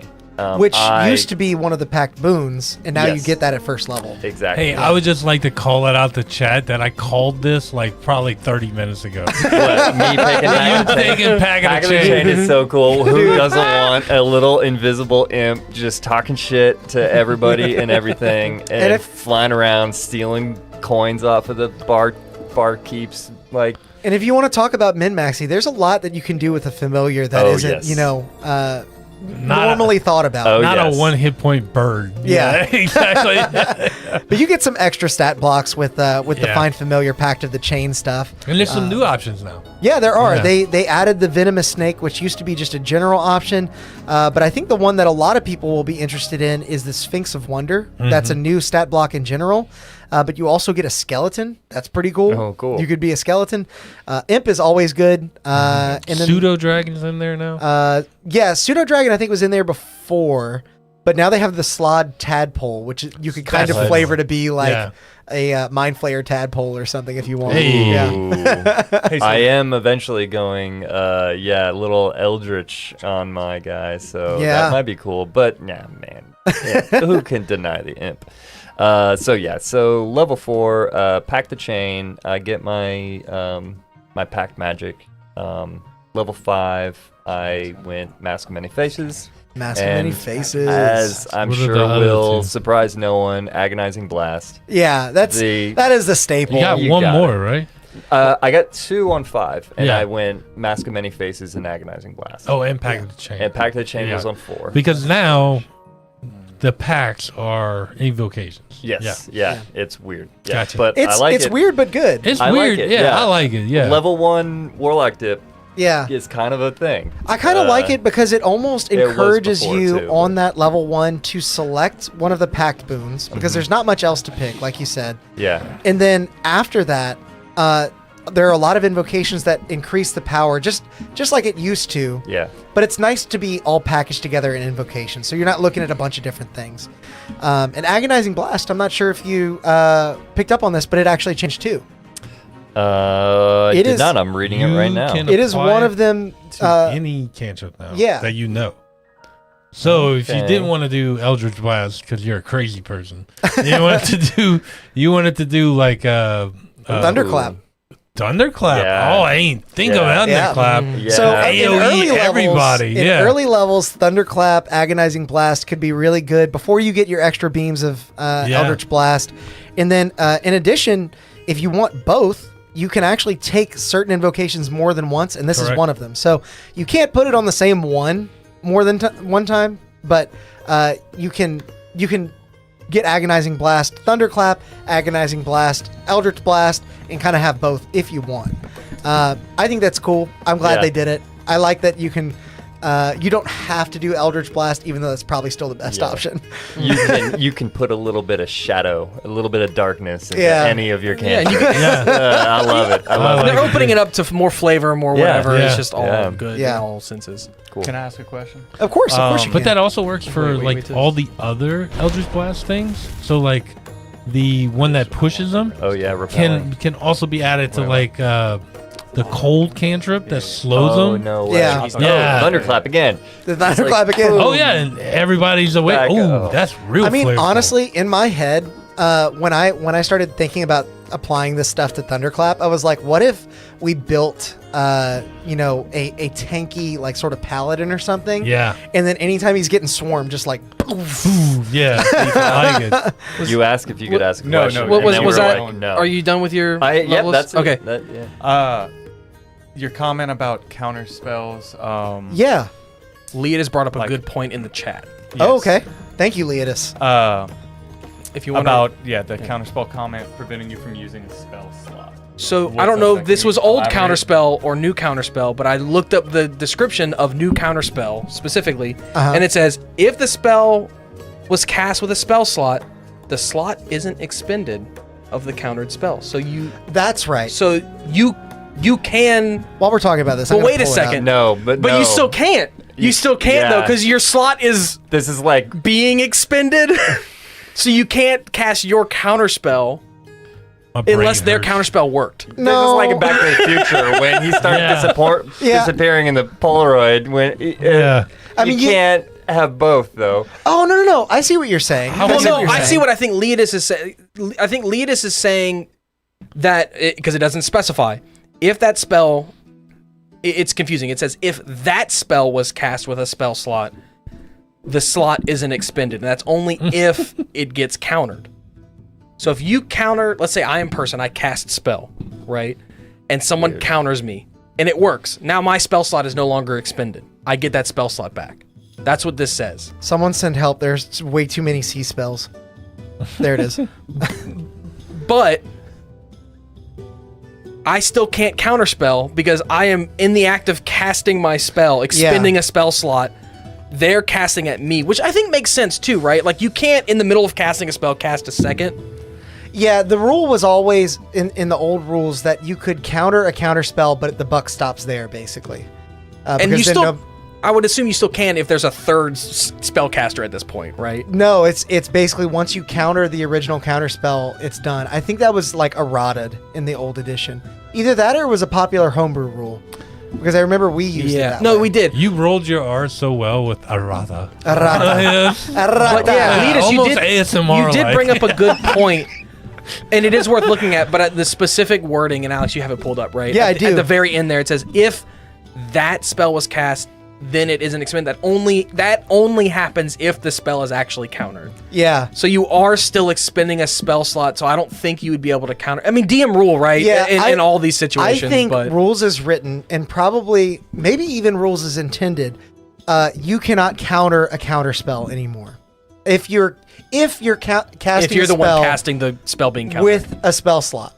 Yes. If there's a third source, if there's a third magic that is here, so I cast, someone counters me, and then my friend counters that, sure. Yeah. But I cannot. If your spell gets countered, then you could bonus action cast another spell or something. Or action if you used your bonus action. Because Yeah. it does also say that the action, bonus action, or reaction that was used to cast the original thing is wasted. Yeah. So, say you cast Fireball, somebody counterspells it, and you're like, oh God, I need to get out of here. Misty Step or something. That is such an interesting interaction. God, thank you, Michael, for counterspell. pointing that out. And thank you, Leonis, for weighing in. Yeah, Yeah. That is so interesting. And I got excited, Leonis, for a second. You got my hopes up. I saw that, and we were talking about it while they were going over Leo's character, and I was like, I can still do it. And unfortunately, yeah. That is, in general, casting a reaction leveled spell on your turn is not something I've heard talked about involving this new, spells per turn rule on any of like the big channels. Maybe I just missed it, but you heard it here first. That's really interesting. That you could get yourself in a bad position there. So be careful, I guess. So I think that is all of the characters. Brett, was there anything that stuck out to you that might be He's just licking more his powerful chops. than you think, or is No, I'm excited. I'm yeah. really excited to see it. I mean, like, I'm almost tempted to like get y'all into an encounter, a really difficult encounter now, to see how well y'all might handle it. But I'm pretty sure y'all probably do that yourself. So. Well, we are, if our track record is any indication, we are already going to be starting this next session in a bar fight. I was about to say we did end on a Oh, that's pretty high right. note. Yeah, because I commanded Which it someone. was sneak attack. Yeah. Right? Yeah. Sneak attack and I damage. commanded someone to fight too. So like, we don't even have to participate. So right off the bat, you might be able to use your new cunning strike Yes. stuff. Yeah. And so if you guys are interested in as to exactly how we got into that situation or how it's going to pan out with the new rules now, check out that campaign. It is Needles and Threads on the channel here. I don't think I linked it, but I should have, and I will in the future if you're watching this later. We're going to take a quick potty break. If you guys need to do the same, go do that. If not, go look at the moon, as is tradition. Yes. And we'll catch you guys in about 10 minutes gonna where we're going to hobble go out there. over. Yeah, exactly. We're going to go over our characters for our Into the Which is Fae campaign. Sorcerer and Sorcerer, Paladin, and Rogue. Yep. I don't know if you're building your Rogue any differently, but we'll get there. So Also- don't go nowhere, and we'll see you guys in just a bit. Bye. Bye. What's up? that was a good point. I think I'm going. Oh, terribly sorry. I didn't know anyone would be here while the stream was running. Give me a moment to tidy up. It's much better. Well, while you're here, we might as well take a moment to thank all of our members for supporting the channel and bringing this stream to life. A huge thanks to Tides of Mo, Brett Venable, Tabletop Beard, Grim Reaper, Atmos Seeker, Justinian of Darkport, Angel Jobert, XIVM, Corey of Darkport, Angel of Darkport, Mike Gaia, Anthony Pace, Memebot 69000, Dutin 103, Big Head Bro, Zebek Longfang, Lil Tired, Scuba Dubert, Lothos Carpathia, Autographed Cat, Tyler Robbins, It's Vamp Darling, Tiago Levas, Malachi, Jara Harbison, Angry Viking, Popoli Koopa Support, Sean Tarosian, Just a Bat Boy with Internet, The One with the Gun, Wargamer on Wheels, John Pierre, Charlie Gardner, Leonard Zabo, Augustus, Mr. M, PG Animation, Wayne Bailey, Daniel J. Colby, Rose, King Viper, Scott Rossi, Neri, Caleb Hill, Toby Rogers, Halasan Gaming, Lawful Good Nun, Shadow Megumi, Bill Foltz, Voice of Odd, Sherlock Holmes, Simon S.M., Red Rogue, Boomer Gaming, Kombuchi, Mark Strong, Henry Akinosho, Good Freak, Yoter Einerson, Derby Ice Creams, Chad Jackson, Oak Parrot, Elemental Freak, Robin, Spellcrafter Gaming, Trent Adams, Isaiah Rojas, O4C, Unknown Pizza, Tygo Silva, Snomnom, I Like Succubus, Jason96, Fables D20, Jose Perez, NM, Trollerbladering, Resolute Rebellion, Autolife, 12 Beyond 34, Matthew Stanky, Phil 4975, Chaos Hole, Triforce Samurai, and On the Ground, Jaggers, Richard Smith, Moon Goose McQueen, K, Daddy Dur Frosty, J. O'Hearn, Aaron G, John R, Almighty Zeus, Ira Wing, Will Plays Games, HD Siles, James K, Kathy Evans, Taylor Waterman, JJ Sasquatch, Brendan Sparrow, DM Tip, Yamil Diaz, Gustavo Bolivar, Devin Beard, Curtis Ellis, Jerome Grant, Kyrie Williams, BNX, Sparky Pilot, The Algorithm, Alexandre Henriquez, Terrence Thompson, Connor M, Cabbage Cat, Don Tillev, James Norbury, Califer Kin, Abel, Solash Fold, Rick Jackins, Aaron Harris, Raider Black, Josh Cook, Fluffy, Dwight White, and Dungeon D-. You know, members get tons of unique benefits as well, like these weekly shoutouts and emojis that they can use in the stream chat, and a heaping helping of chaos points that can be used to, well, perhaps it's better to show you. The most exciting feature for our live streams has come to YouTube. You can now roll dice live to help us in our adventures by using chaos that's built up by watching and interacting with the stream. All you need to do is keep an eye out for earning instructions that appear on our stream, and then spend those points by typing in the commands that correspond to the dice you'd like to roll. This feature is always available, no matter what campaign we're playing in, so be sure to hop in and help out our players because, well, they're gonna need it.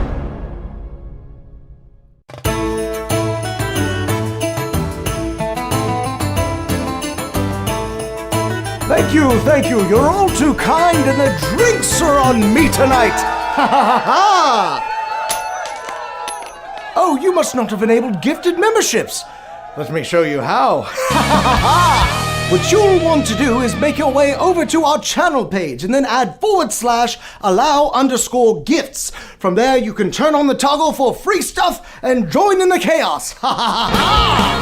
Now for my next tune, a little ditty about a dead necromancer named Pinky. Hello, Trizad here. Oh my god, you have got to come check out all of our wares. We have so many different things. Help support the stream and get yourself some new magic items as well over at the Constructed Chaos store. Greetings to all my bearded brothers out there. I'm Alex, also known as Constructed Chaos on YouTube, and I'm here today to tell you a little bit about my friends over at Tabletop Beard. This family-owned beard oil company is run by three brothers that have combined two great loves of mine: tabletop RPGs and beard care. And it makes a lot of sense because, as I'm sure many of you know, growing and maintaining a healthy beard can be an adventure all its own. I started my quest back before I was even on YouTube, and I guess you could say I was stuck at level 1 for a while, constantly itching my way through life with a wild and unkempt beard and just trusting hairspray and regular shampoo to get the job done. Believe me, I was rolling nat 1s on just about every charisma check I made at that point. But eventually I started trying various beard care products like oils, butters, and balms, and I found some that worked well enough, but none of them really tied into my backstory. Not to mention my wife was constantly complaining about the smell. Then I was put on to the products from Tabletop Beard, and let me tell you, it was a match made in heaven. Or hell, depending on what kind of flavor you prefer. These guys use a premium oil blend of meadow foam seed, rosehip, golden jojoba, argan, avocado, and sunflower oils to create the most high quality product that contains no cheap filler or artificial oils that you typically want to steer clear of. And each scent has been expertly crafted and matched to a familiar TTRPG style, so you know exactly the kinds of vibes you're putting out without the scents being too mundane or too overpowering. To top it off, all their products, oils, butters, and balms are made in small batches, so the quality control is top-notch, and so is the customer service. They're always looking for new ways to meet and exceed customer needs, and I've even heard that they have some new ideas cooking up behind the scenes. So consider this your session zero and take some time to check out Tabletop Beard today. Truly, they're the only starting equipment that you need for your own successful beard care journey.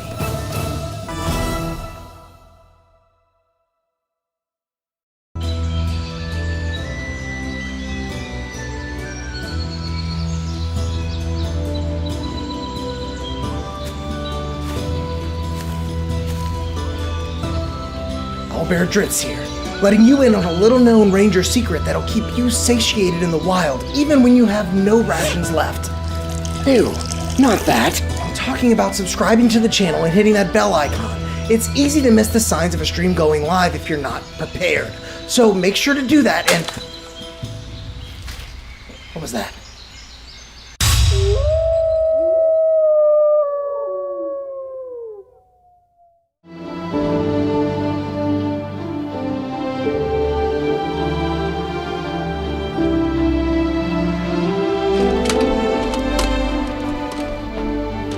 Hold it right there, adventurer. We're looking for some deviants that refuse to like this video while they're still watching. You wouldn't happen to know anything about this heinous crime, would you? Well then, as you were, but stay out of trouble.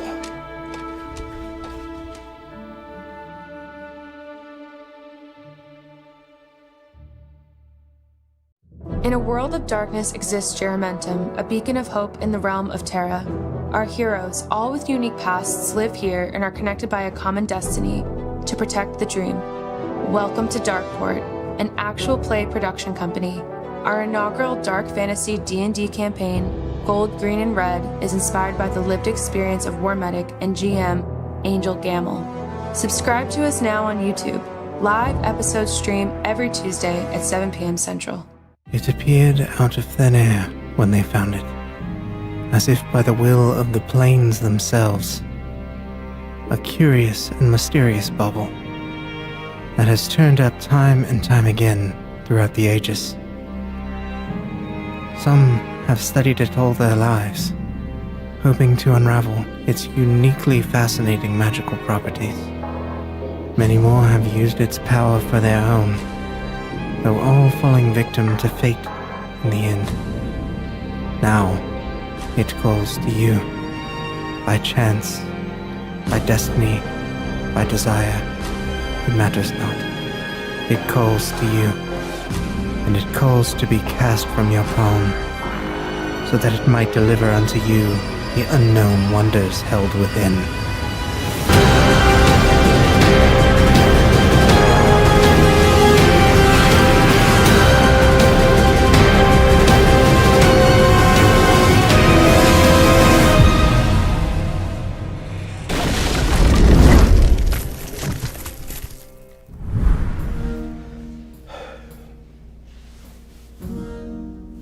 How much longer are they going to... excuse me. Are they still not back?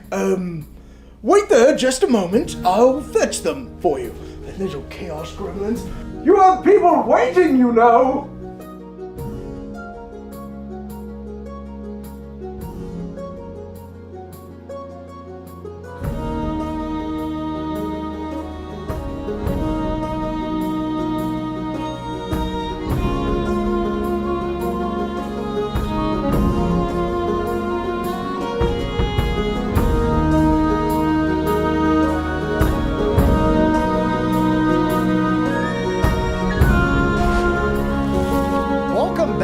Everyone, I hope you had a great break, and I saw a couple of questions in chat, but because I'm using my computer, I couldn't answer them. So, Jason, I believe Smokey the Bear was a wildfire druid, and also I do multi-class my beard oils. I use with great You regularity. min-max your beard oil. I'm currently using Ranger as the oil and Fighter as the butter. Fighter's so Yeah, Fighter good. is so good. I They're know. like my two favorites. I know, yeah. Ranger is amazing. Ranger's the best one, I think. If you haven't smelled it already, buy some. I also told Alex. Do it. I told Alex earlier. He asked me if I wanted to be on this stream, and I was like, "No, I don't have a character. I don't need to be on this stream." And then I was watching it, and I was like, "Aw." Oh, I want to be in there. I kind of missed the And now you're just a conversation. disembodied voice. And now I'm just Well, a now I'm voice. gonna fix that. No, you don't have to. You don't have to. They don't have to see me. Yeah, put her I in. just miss being able to talk to my friends. There she is.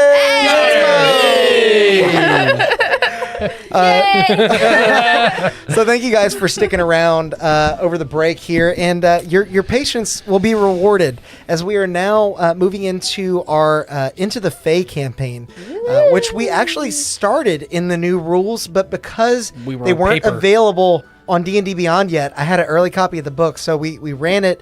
Episode 1, if you want to check out how any of these characters play, you can see for yourself. And Morgan was actually the DM for that. That's me. Yeah. I'm very nervous. And she killed it. I'm She I'm did. still so nervous. She killed You it. did an and, amazing and, job. And She did you good. know, I mean, a little bit of spoiler. She almost killed us. So go, Yeah. go look how we got out of it. No, wait. I'm looking at my character right now, and it's like, you are dead. Roll death save. So if you guys are interested in checking that out, definitely look up Into the Fae, our sort of Fae-themed campaign. We're going to be picking that back up on September 25th. So you can check out the episode 1 and then be ready for episode 2. And spoiler alert, that's 5 days after I give my wisdom teeth out. So have an extra dose of chaos. We need to film you and post it. Yeah. Like in the Discord. That is off limit. Off limit. Limit. Off We won't limit. do it. Join the I'll Discord take a just Yeah, in case. join the Discord. We won't do it. We won't do In it. case it's really funny and, There will and be Morgan no decides she video. Look in the comments. I would do an under the table cam before I allow him to film me after my wisdom teeth. Yeah. Yeah. So you That is heard that here scary. first, people. She's gonna say Sign something. up for the under the Under table the cam. table cam. It's just us flipping off the camera the entire It's, time. no, it's the dogs weaving in and out Oh, of the it's wires. just the Yeah, look, It's it's all just just these dogs. yeah. Morgan got it. You're back out. Get off the street. Yeah. There's no shoes and no rules under the table. So, if there hasn't been a spoiler already, I in this campaign am playing a paladin. His name is Bramble Backfoot. Oh yes. And he is of the Order of the Jackalope. We love him so much. yeah, he's- he's the best. He's a wonderful, wonderful little Harangon paladin. But let's dive in and see what he's all about here. Chat liked him more than the rest of the players. The party loved him. Yeah. I just role playing. Paladins Like, in the updates have gotten sort of a bad rap for being nerfed pretty hard. We'll talk about why in just a second, but I am here to tell you that I don't think they're quite as bad as a lot of people are making out. In fact, I think there are ways to actually make them better than they used to be. But we'll get to that. First and foremost, your primary ability scores are still going to be strength and charisma. Charisma is going to be your casting stat, even though I kind of feel like it might still need to be wisdom, but whatever. Strength is going to be how you're swinging your weapons for the most part. And then one thing that I did see changed on here, I think. Oh no, I'm thinking of Ranger still with the armor training proficiency. Your lay on hands is pretty much going to be the same. They more or less changed a little bit of the wording so that essentially you're not healing diseases with your lay on hands anymore. But I don't think many DMs played with diseases anyway. Basically, this is just going to be a pool of healing 5 hit points at a time or more.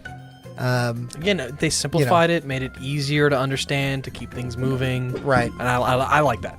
Sorry, I'm getting lost in my brain No, here. yeah, I've been no. talking too much. But basically, you can either spend however many hit points out of that pool as you want. I think as level 3, I have. There Oh you go, goodness, Mabel. somebody's here. If you guys want to find out about our dogs, you can type !puppers in the chat. But we're actually babysitting a couple of extra ones right now. We have two. And we have Two 4 extra. right now. Yeah, we have two extra. They're driving me crazy, but I love them. So, speaking of, That's our own. as a bonus action, you can use any of the 15 hit points that I have at level 3 to heal a creature, which can be yourself, or you can spend 5 to remove the poison condition from a creature, which it's probably less useful, but you'll be using it for healing for the most part. You're still going to be a half caster with your spells, and then you of course will be getting weapon mastery, just like a lot of the other classes we looked at today. You get 2 weapon masteries at first level. I don't think you get any more later unless you take feats, but I picked the Maul, which is going to be my weapon of choice. It has the topple weapon mastery, which can drive people prone against a Constitution saving throw. And I also picked up the War Pick mastery for the Sap property, which is one of my favorite weapon masteries, and probably one we won't see a whole lot of. But basically, if you hit a creature with a Sap weapon, that creature has disadvantage on its next attack roll before the start of your next turn. So to kind of paint a picture for you, this doesn't come fully online yet, but in later levels, whenever a paladin has multiple attacks, my idea is you swing with your maul with the topple mastery, knock them over. The new attack action rules say that you can equip or stow a weapon as part of any attack you make. So basically, any attack that's part of the attack action. If you want a deep dive, there's a video on the channel. There is an entire weapon video juggling. on it. I'll give you a brief overview now. You swing them all, knock them over, stow them all, and as part of your next attack, you take out the war pick and hit them with advantage because they're prone. And then even if they get back up, they have disadvantage to hit you. So kind of a min-maxy way to run your weapon mastery there. What's your question, Mo? What are you currently showing on the screen? Currently, I'm showing the weapon masteries. Oh, Is it the beat? What is that? What do you mean? We've talked about this. I still don't understand what weapon mastery is. Yeah, so weapon mastery is a feature that certain classes get access to. Right. This is a class feature. This is not a feat. This is a class feature that you get at first level. And I made the same mistake. You might be thinking of fighting styles are now feats. Yeah. Weapon mastery is like the ability to use the extra little features on the weapons, like nick or vex. So you can all topple. Talking about that. But if I, as a character like Flora, does not have weapon mastery, you can take a feat to get weapon mastery. But okay. If I don't have weapon mastery and I use a maul, I don't get the topple. Correct. Thank you. Yep. Yeah. Great. Not only do you have to. So it's proficiency in weapon mastery. It's kind of like proficiency in expertise and skills. Yeah. It's like an extra. I see. Yeah. I think I needed Sam. Yeah. And not only do you need the weapon mastery. I don't know what any of the weapon masteries do. No, I don't need to know what they do. I just didn't understand because Alex is like, with the nick property. I'm like, do all my weapons have properties now? They do, but you only unlock them. You don't have to worry about them. I don't have to worry about them. Not only would you need the weapon mastery feature, but you would need to select that weapon as one that you have mastery in. Right. Yes, you don't get a mastery of the property. You get a mastery of the weapon itself. Yeah. Okay. If that makes sense. Okay. Like Yes, after a long rest. Once per long yours can, rest, yeah. you can change your weapon masteries. Basically, sort of symbolizing you retraining yourself with a new weapon during your long rest. Okay. I think it should have been like per character level, but I like what they did. It's fine. More or less, weapon mastery is going to be a staple in your games if you're playing in 2024 with any martial characters. So I'm glad you asked that question. It's not one that I really thought of. Sorry. No, it's okay. And that's why, good. like, every time you would start talking about it, my brain just shut off. It is new. Yeah. Okay. Cool. Yeah. Continue. So now getting on to fighting style for the Paladin, just like earlier, if you guys were here, D&D Beyond allows you to pick that you want the fighting style feat instead of Blessed Warrior, but it does not allow you to pick your fighting style. I will let you know. I am picking the Great Weapon Master fighting style. That's weird. Okay. Yeah, it's a bug. It's definitely a bug. Okay. I am picking the Great Weapon Master fighting style, which is different from the old rules. The old rules basically said that when you roll a 1 or a 2 on damage from a two-handed weapon, or a weapon you wield with 2 hands that has the versatile property, then you get to re-roll ones and 2s. The new one basically says 1s and 2s are 3s. Which is better. Better and worse. Well, I mean, yeah, because you could potentially roll higher. I think it's flat better because, again, as I've said pretty much every time, it's simpler and faster and it keeps things moving. Yeah, and I like that. Yeah. In addition, I'm not 100% sure if the old version did apply to smite damage or any extra damage you do with that attack, but this new version definitely does. So that kind of brings me into some of the things that people didn't like about Paladin. The Paladin Smite. That's worse. This is technically worse. Before, you could basically smite anytime you hit with a weapon. You just burn a spell slot. It's more or less a free action for you to do that. So you could smite more than one time in a turn if you wanted to. Now, not only do you have to smite using your bonus action when you land an attack with your weapon, but you also have to cast the spell. The spell is only verbal component, so it's not like you need free hands or anything, but technically Paladin Smite could be counterspelled. If you're like going for a really big smite, the big bad could counterspell it. And as we've learned, you can't counterspell it back. You can't counterspell it back. We did learn that earlier. I can't wait to see like a trickster rogue spell thief Paladin Smite. Paladin Smite. And be Because like, you can't "Oh, technically do that now. It's so a spell. now it's like smiting, and I'm going to and I'm going to sneak attack you. This is more or less, as I interpret it, a way for Wizards of the Coast to keep you from smiting more than once in a turn. Yeah. But I kind of wish they had done either bonus action or spell, because either would have done that. I mean, they Them could doing said, both when is you kind of hit heavy-handed. With a weapon attack, you can smite only once per turn. Like, Yeah, you they know? could have done that. Yeah. But can't we make the argument that the previous smite was a little overpowered? Oh, the previous it smite was absolutely over. It's worse, but it's not bad. Yes. In my opinion, Yeah, right? And that is Like, exactly it's why. not bad. Yeah. And that's exactly what my opinion of it is. It's not a bad change. I'm glad they made the change. I think it's more balanced. Paladins are still here to eat, and I'm going to show you why in just a second. I also feel like it's more thematic, right? Because, correct me if I'm wrong, nothing else aside from like a species kind of ability or whatever gives you non-extra like weapon damage on something. Yeah. Right? Like that's the only class that got like extra radiant or fire or poison or mystical magical damage kind of for free, right? Yeah, built into the class. more or less. Exactly. So now it is Aside from, I guess, Hunter's Mark. But for Ranger. But Hunter's Mark is what kind of damage type is that? Well, it's force now. Before it used to be Okay. the same as the weapon damage type. I'm glad you mentioned that because I didn't bring it up Okay. earlier. But it is force damage now. Well, to me at least, I mean, Hunter's Mark aside, I didn't know that, but it seems more thematic that it's like, oh, if you're doing magic damage, you have to cast a spell, right? Unless it's like your innate magical, like Dragonborn breathing fire or whatever. But Sure. like, yeah. And I will say that Paladins did get boosts in other areas. One of those areas is Channel Divinity. You'll have more Channel Divinity uses, and they changed up some of the Channel Divinity options. Divine Sense in particular is a little more useful now. It doesn't just happen instantaneously, and it's not a full action to do. It's now a bonus action. It lasts for 10 minutes, and it detects Celestials, Fiends, and Undead.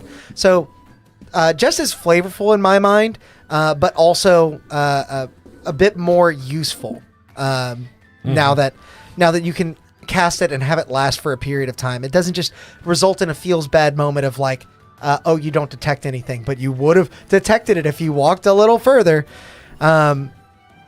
Speaking of boosts, I took the Oath of the Ancients subclass for my Paladin because we're playing in a faith-themed campaign. I figured that would probably be the best one to take, but also because Oath of the Ancients did get some pretty significant boosts. In specific, we got a Nature's Wrath Channel Divinity option, more or less, that is much improved from the former option in the 2014 rules. Essentially now, as a magic action, you can restrain creatures within 15 feet of you if they fail a strength saving throw, and they're restrained for a minute. They basically repeat the save at the end of their turns, and in the effect on a success. Previously, they could spend an action to get out, and it was only 10 feet. So wasn't quite as debilitating. Yeah. Interestingly enough, my favorite thing about this now is the fact that with the topple weapon mastery, you can topple somebody, Nature's Wrath, and restrain them. All of a sudden, their speed is 0. They're prone on the ground. They can't get up. and You can just bully someone. oh yeah, and you can keep them locked down pretty reliably with this build. I'm not going to say it's the best Paladin build in the world, but it is good, and it's definitely better than it used to be. Oath of the Ancients does also give us some spells that we can use. At level 3 in specific, we'll get Ensnaring Strike and Speak with Animals. I will let you know right now, I hate Ensnaring Strike. It's I not thought good. you were gonna say speak with animals, and I was gonna Yeah, it's like, you what don't is like wrong with being you? with a monster. Even though you didn't say it, we're gonna berate you for it. Don't come Get for him, me. guys. Get him. No, Speak with Animals is great. I think it's a really good flavor option. And technically, Is we it a get ritual? Yes, actually, I think Is it it? is. I think it is. And can paladins cast rituals? I don't As long think as they are Maybe ritual it's not casters. a ritual. It is not. It is not What a is ritual. ensnaring strike, and why don't you like it? It is Uh, a ritual. Speak with animals is a ritual. So Ensnaring Strike is more or less a smite spell. Let me see if I can pull it up because it's not in here, just so I can show you guys. It is. I have that. I can. Oh, I've got it. I'm pulling it up. Honestly, I just don't like it because it's weak and it feels like a waste of a spell slot. I can see what they were doing, and I Yeah. like the flavor of it. But basically, now that I have it pulled for up, a spell is low. yeah, you're burning a level 1 spell slot. It's concentration. So if you have it on your ranger, that's not going to get used. Yeah. On your paladin, you probably have better things to concentrate on, like bless. Yeah. And then Killing your enemies. as you hit a target with a melee attack, you burn a bonus action and cast this spell, and they have to make a strength save. Large or larger creatures have advantage on the save. Oh. On a failed save, the target has the restrained condition until the spell ends. On a successful save, Save or suck. the spells go away, or the vines go away. If they fail, they take 1d6 piercing damage at the start of each of their turns, so it's not even immediate damage. Why would you take ensnaring strike over It's- entangle? Entangle all day, baby. It's absolutely, Entangle. it's absolutely terrible. It's How would you make it better? how I would make it better. 2d6, you think that gets it there? 2d6 up And- the damage? I would make it damage initially on impact. Yeah. I would make it like 2d6 damage when it hits, and then I would do 1d6 on subsequent For everything turns. Yeah, that makes sense. Yeah, because here's the It's a thing: mini, what are the vines? entangle. No, No, not Entangle doesn't do The one damage that over time. does damage. Oh, Spike growth. Spike It's a growth. mini spike growth on one target. Yeah, Sort it of. is. I like that. and here's the thing: like hidden within here is something that was almost really cool, because it says while restrained, the target takes 1d6 piercing damage at the start of each of its turns. So, if for whatever reason you are able to get this off after restraining your opponents with the Nature's Wrath, Right. technically, I think it could deal the damage. I don't think that's its intended use, but there's something almost cool there. Yeah. You know, that is all to say that I'm not going to be using Ensnaring Strike. I don't think that you should either. It is a terribly designed spell. I don't know what they were trying to cook there. They almost had it, but they missed by a mile.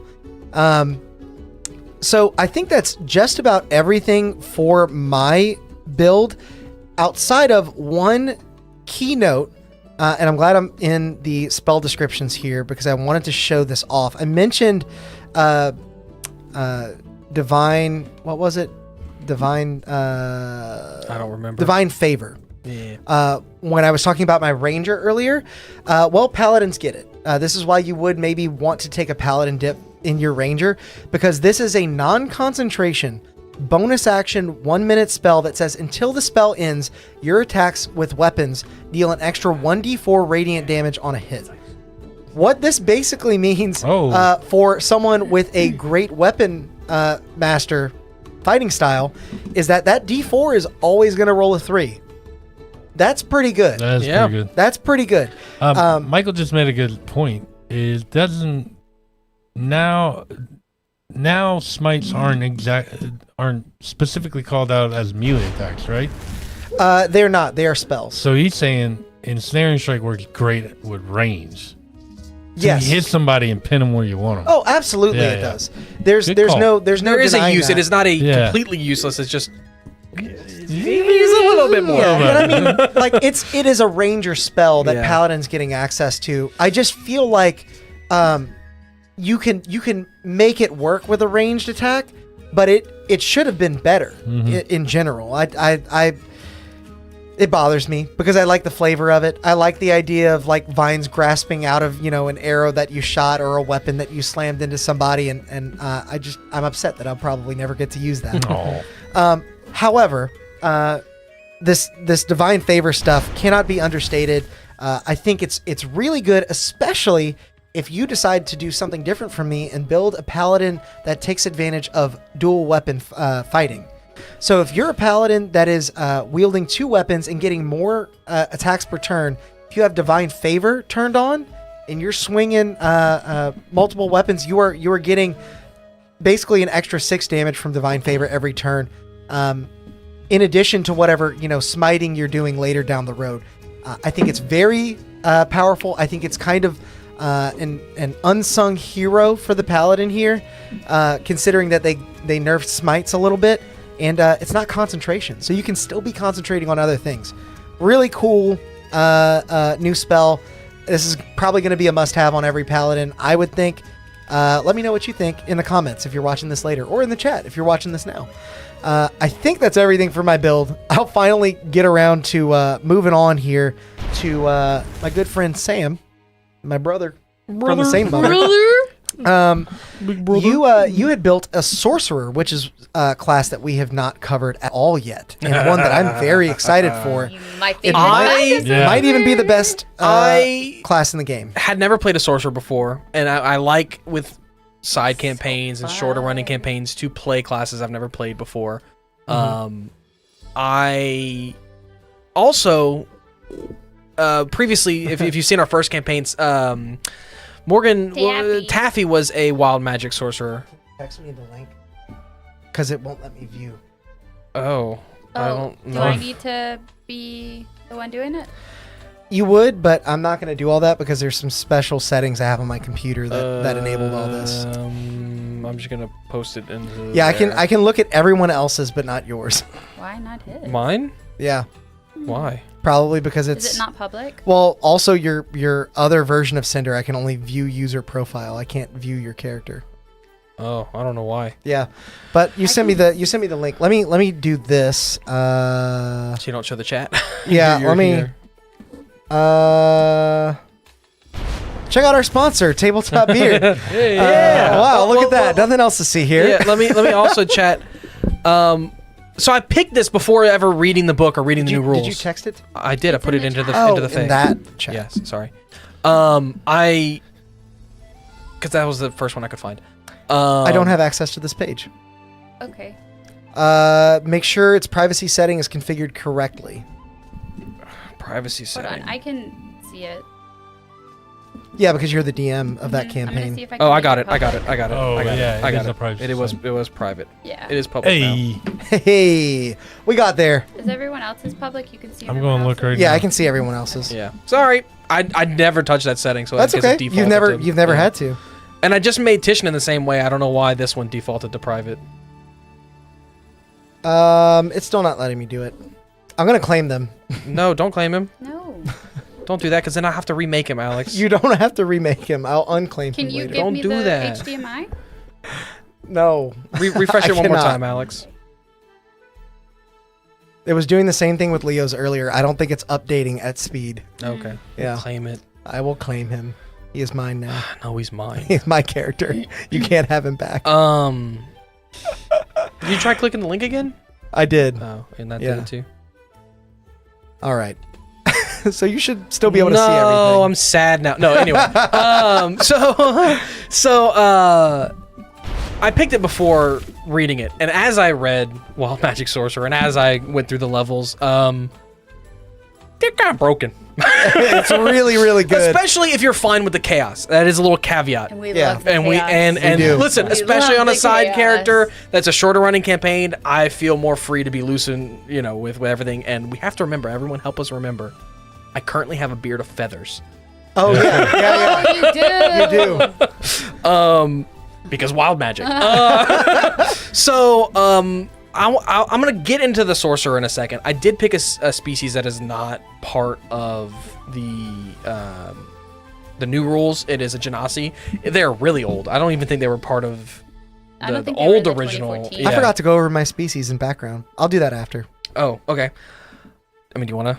No, it's okay. And I just like the Genasis. Again, on a separate campaign on this channel. What was the Ashen Legacy of the Ashen? Yeah. Legacy of the Ashen? No, It was the one before that. the one before that? Oh, The Forgotten Wrath of Flame. Zealous. The Forgotten Flame. The Forgotten Flame. In that one, I play an Earth Genasi, so I was like, I'm gonna do the Fire Genasi. Eventually, I'll play all of them. But I get a lot of fire stuff that I can do. So I felt it thematic because in the campaign itself, we are in nature, but he only burns the bad. Yeah. So that's what originally drew me to Sorcerer, because I was like, oh, you can careful spell. So that'd be a really fun way to say like he's only burning the bad. Yeah. So I picked a Fire Genasi to fit with that. Background entertainer, just because again, musician's good. I built this really fast, so Alex said, musician's pretty good. Well, and before you get there, I will say also, to note, even though Fire Genasi is an older species option compared to some of the ones that we're using in the other campaign, it still gives you your free cast spells, Burning Hands and Flame Blade, which will definitely come in handy. And something that's new in D&D Beyond, thank you for reminding me of that, is they now let you pick your casting modifier there. It used to be Constitution. Yeah. It was stuck as Constitution. Now you can pick. Sorry, dogs. We have 4 of them. Exclamation point puppers.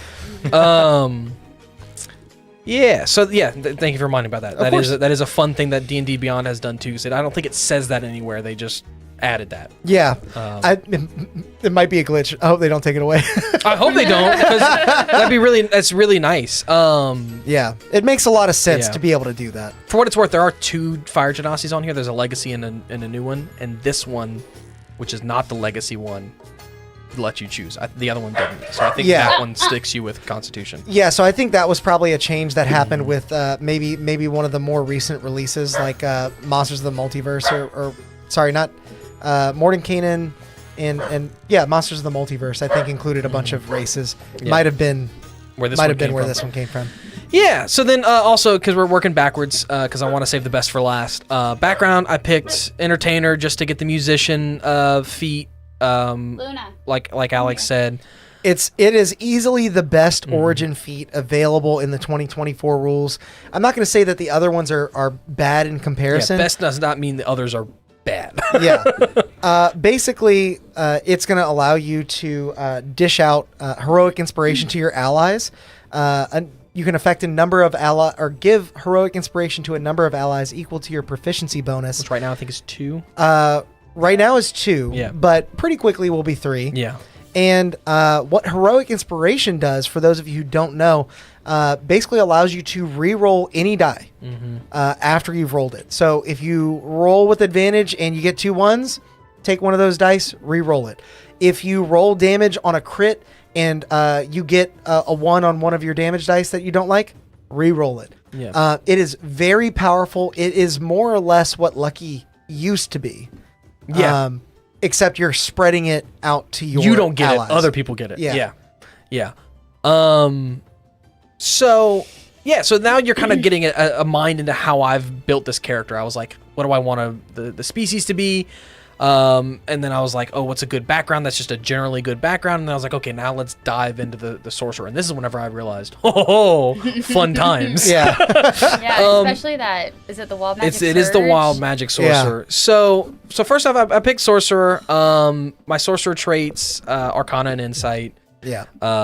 Pretty basic stuff there. Just spell casting. Not a whole lot different here. They didn't change a whole lot outside of just organizing things into a much easier to read little graph or chart table thing.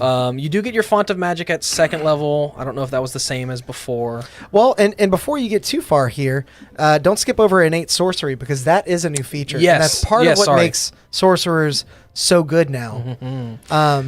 Yes. Okay. Basically, You're just go for it. basically as a bonus action, you can empower yourself and enter a arcane rage that lasts for a minute. Basically, the spell DC for all of your sorcerer spells increases by 1, and you have advantage on attack rolls of sorcerer spells that you cast. Oh, I didn't Dang, that's know good. this. That's This is very really good. Reckless attack for a barbarian. Yeah. Exactly. It crazy. is. The reason why I did kind of gloss over it is because Wild Magic Sorcerer gets something very similar without having to do that. Yeah, you're right. Without having to blow that. It lasts for a minute, Oh, and it's a twice bonus a day. action to activate. And you get 2 uses. You get both of them back when you finish a long rest. That's It good. is flavorful. It Yeah. is powerful. And I really think it takes what Sorcerer is supposed to be, which is like a specialist caster, Right. To the next level. and turn it up. I'm coming in your frame. Cool. It's really exactly what Sorcerer needed. Yeah, that's I think. awesome. Yeah, no, I do like it. And it, like you said, it is worth pointing out. But I was rushing to get to the good stuff. Good stuff. So then, Font of Magic at 2nd level. Again, this is where you get your sorcery points. Meta Magic also comes online at 2nd level, and you pick your Meta Magic options. For mine, I picked Careful Spell, like I mentioned, for that flavorful. He's burning out the bad. And Quicken Spell because it's an oldie but a goodie, right? You know, it's always nice to be able to do bonus action stuff. And I will say a lot of these options did change. I won't go over all the changes that they made to these, but Careful Spell in particular, I believe, has seen a reduction in cost. Yeah. And then Quicken so. Spell, I think, actually saw a increase in cost. Oh, was it not 2 before? Maybe it was. I can't might quite not have been. remember. Again, I never played a sorcerer, so. But if you're moving from the old rules to the new rules, do definitely take note because they changed a lot of these, just very slightly. But what it's basically boiled down to is all of the options are pretty much on equal footing now, whereas before the I believe the twin spell meta magic was easily the best one. They've changed it now so that basically you can only twin a spell that has upcasting that allows you to target more individuals. yeah, so you're like dipping into that upcast with Twin Spell. It is a instead. pretty heavy nerf, but they Yeah. lowered the cost of it. So now, if you were to say cast Hold Person at a very early level, you could get access to targeting more than one person. Or with it. invisibility and spells like that where you're helping yourself. You Yeah. could make more of your friends invisible without having to blow a higher level. Does spell slot. invisibility have a? I thought you could upcast? target more. Target more? I'm not sure. Maybe not. But maybe Maybe not. Maybe I'm stupid. It's possible. But other things that let you target yourself, like Bless and things like that, which again I know Bless is not I gotta a. get around. I gotta learn. I gotta Those learn types to of live with You this. can't save yourself. Well, no, I know It'll Bless be is like not a that for a sorcery spell, but spells like that. I know Bless lets you target multiple. I really can give you But let's get to the part that Well, crutches on standby. Oh, I don't even like.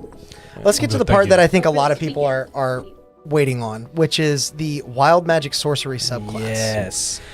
Yes. They yes, didn't yes. change this a lot, but what they changed excited about was it. perfect. Did they change the table?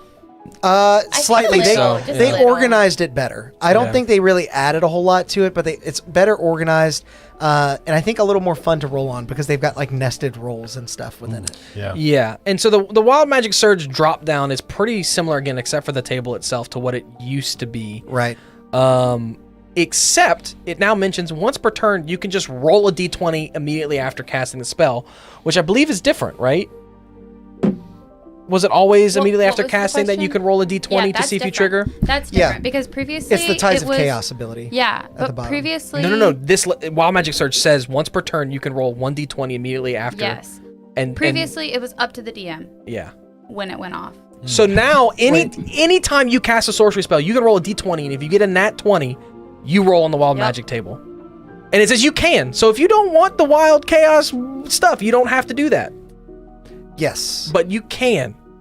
Which I think did change from the previous rules. Well, the previous version was exactly this, except basically it was when you rolled a 1. Oh, I'm gonna you open up- rolled a d20 after casting a spell, and if you rolled a 1, it triggered? I believe so. I'm gonna open And it up was cumulative. Flora- It no, built, Taffy. right?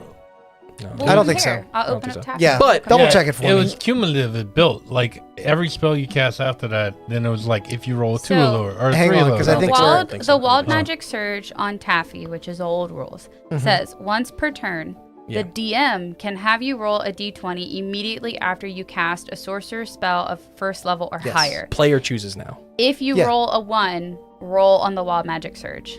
Yeah, player chooses same Take- amount of yeah, chance, sorry. only to 20 instead of a 1. Yes. So Yeah. But now player chooses, choose. So and now he you never have more. chose. Yeah. So that's true. anytime I would roll, he would roll a dice. And you Yeah. picked what, evens or odds or something, I think It was is what you we did. rolled a d6 and on 6s it happened. Yeah, and it never fucking happened. So now you can do it all the time. Yeah. You can try to do You it. well, if we look at Tides of Chaos. Yeah, and that's what I was getting at. That's This is where the it part is. this is the part that actually matters. Yes. You can manipulate it to give yourself advantage. So the thing that you get with the other thing, you don't get the +1 to your DC saves from Yeah. the what was it? Innate sorcery. But you can give yourself advantage once per Long rest. long rest. Yeah. Yes. So the thing about this is it's a single use ability to just give you advantage on any d20 roll, saving throw, ability check, attack roll, anything. Once you've used this may on its own, and this is more or less how it was written in the past. It may not seem all that powerful, but once you've used it, when you cast a sorcerer spell with a spell slot, you automatically roll on the wild magic table. You're skipping an important part too. Yes. Because also once you cast the sorcery spell, you get this back. That's exactly what I was getting to. Yeah, Sorry. Yeah. You get Yeah. it back. That is So, insane. It's like permanent advantage if you're okay with constantly rolling on the wild magic table. And you do have to cast a spell in between, right? Because the Right, spell you've right. cast to get the advantage does not count for Is that a the level getting the spell? wild, it has to be a spell that you use a spell slot. Okay, gotcha. yes, Okay. right? Yep. Yeah. So you can't Yeah, do with a this spell slot, with a spell slot, infinitely, right? No, Right. but if you strategically get some reaction spells like Shield and Silvery Barbs, Yeah. then you could use your reaction to get this little charge back, and on that reaction, you're rolling on the wild magic table. Yeah. And then now that Which- you have it back, you give yourself advantage on your turn, you cast your spell, and boom, boom, boom, I boom, feel boom, like boom, boom. wild magic for a long time in the tier of sorcerer subclasses hinged on being either one of the best or one of the worst, just based on how your DM interacted with you rolling on the wild magic table. And it Did they was let you too do it a lot? random. Did they not let you do it at all? Because in the past, this operated the same way, but the DM decided whenever you rolled. Now you are doing that every single time you cast a sorcerer spell with a spell slot. I like that. You can It's- make it's your amazing. character as It's more- chaotic it's as you more. want it Which to be. is Yeah. what I wanted Yes. Yeah. Taffy to be. Exactly. And like I loved playing Taffy. Flora is like might be my favorite character, but Taffy is like right up Yeah. there. The only thing is that I felt like she was actually way more chaotic than it played out. right.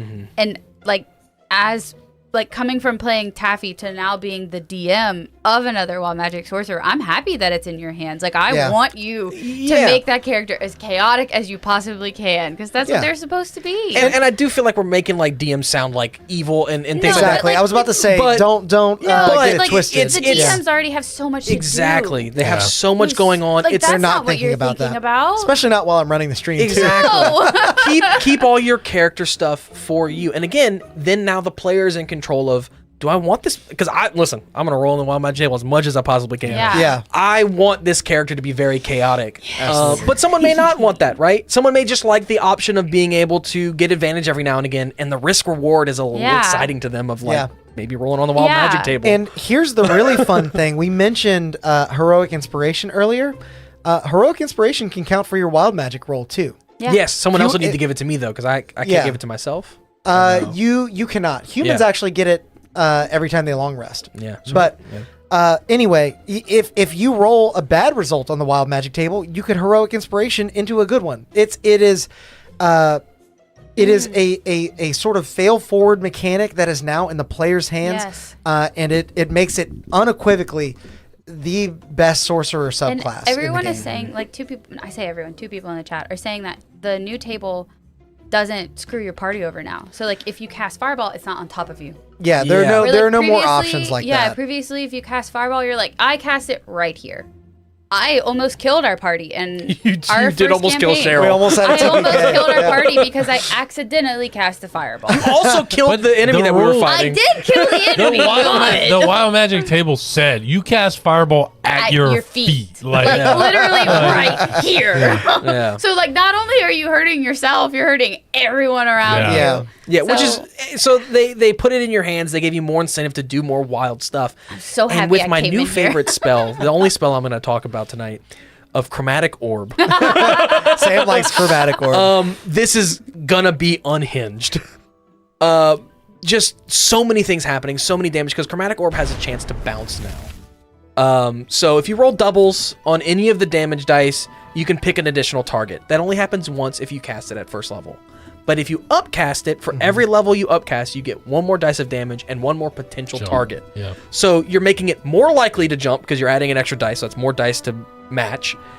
And you're getting more targets. So you're going to be rolling. And you're rolling more on wild magic. You're rolling on Chromatic Orb. You're rolling on damage. You might drop a fireball or something or get a beard of feathers. Who knows? And it's just, I'm here for it. It's exactly what it should have been from the start. And the boost to Sorcerer in general with innate sorcery, I think all of this combines to probably make the best caster in the game. It's insane. It's Yeah. good. I- Another thing too that I saw that sorcerers get as a spell that I wanted to bring up, they get a spell that lets you a level 1 spell that lets you expend hit dice to heal yourself. Yes. Oh, they also have a new cantrip, the Sorcerer's Burst. Sorcerer's Burst is good, and I'm glad it's on there. I definitely think it's I didn't see that spell. you know, something that can help you out whenever you're out of spell slots. But I know what you're talking about. I can't think of the name. It's not False Life. You said it's a first level spell slot? I don't know if it's It might first be- level. It might be second level. But anyway, It's a cool flavor at the very least to kind of burn sorcerer life force right. in order to give yourself a boost. Yeah, I can't remember the name of it, but I know it's on here. It's okay. It's Yeah. on there. What are you looking for?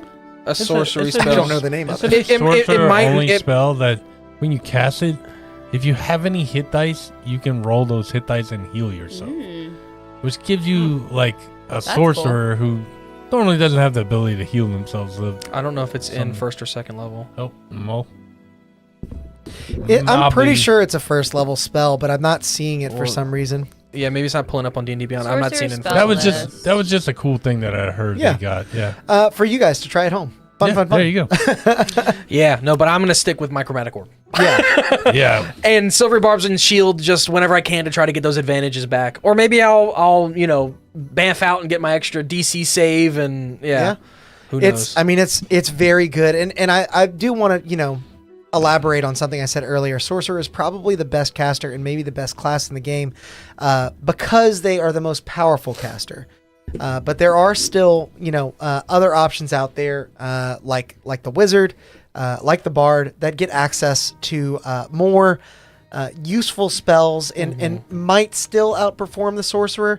I would say the ship has not sailed there, but sorcerer is very good now. If there was ever any question on that before. No, definitely. And I still very much like, in our main campaign, I'm playing Valoth, and I still very much like my wizardy boy.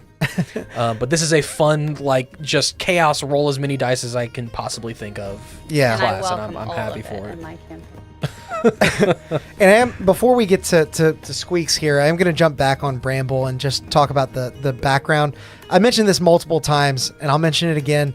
I wanted strength, and as an acolyte, and why can't an acolyte be strong? They gotta move all that money around somehow, So we basically homebrew ruled it to where we could set our ability scores to be whatever our ability score bonuses to be whatever we want, instead of being tied to what the origin gave us.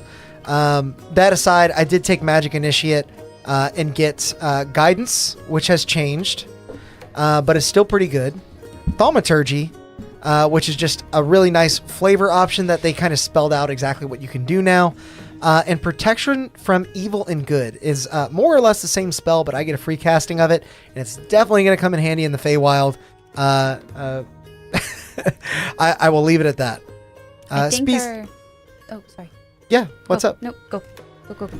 Species-wise, I did choose to play a heron gun. Honestly, mostly for flavor. I thought it would be really funny to be a goofy little bunny rabbit that talks with a lisp and likes to bounce around and fell ne'er-do-well with his maul. That said, he is pretty well suited. Good. He is pretty well suited for being a paladin.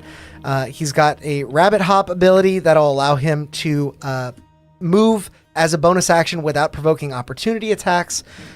He's got lucky footwork, which gives him basically an extra D4 to add on dex saves. And what I really like is the hair trigger ability that allows me to add my proficiency bonus to my initiative rolls.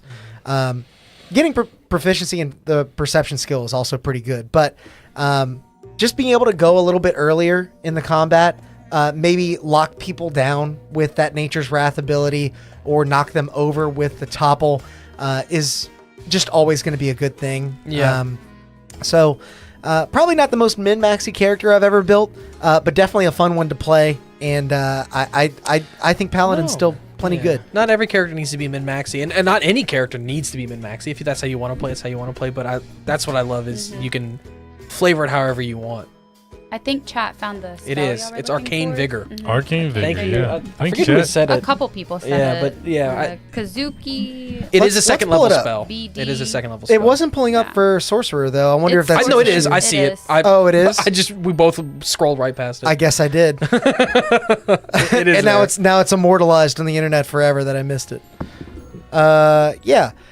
It's you can roll 2 of your 1 or 2, yeah. unexpended hit point dice and regain hit points equal to the roll's total plus your spellcasting ability modifier. So it is a bonus action spell, which I really like. I'm thinking about swapping some spells. Maybe not quite as good as Healing Word, but I mean you don't get don't- Healing don't. Word. And this is only self, so you can't heal Yeah. anyone else, but yeah. So definitely a good spell. I think they were right to nerf it a little bit, but also right to give sorcerers an option for healing themselves, especially if you're playing a sorcerer that likes to be up close, which is rare, but possible. Yeah, well, and especially because we don't have any dedicated, in this campaign specifically, we don't have any dedicated healers. Like, you're Paladin, you can heal. We do have a druid who's not here tonight, but, And we do have a druids warlock, can heal. who unfortunately... druid. Not. This is your campaign. This we're is your talking campaign. No, but I'm a druid in the new role. I We're know. not- we're not But I just talking said they're about not that. here tonight. They can heal, but they're not a dedicated healer. Like, that's not... It's not all they do. So I don't think I can access the builder for Squeaks because I'm not the captain of the ship over here, but I can pull up other stuff. And I will say before we start covering this, the warlock in our Into the Fae campaign is playing an Archfey warlock. Really cool reimagining of the subclass. If you like to teleport, holy hell do you get to teleport. Yeah.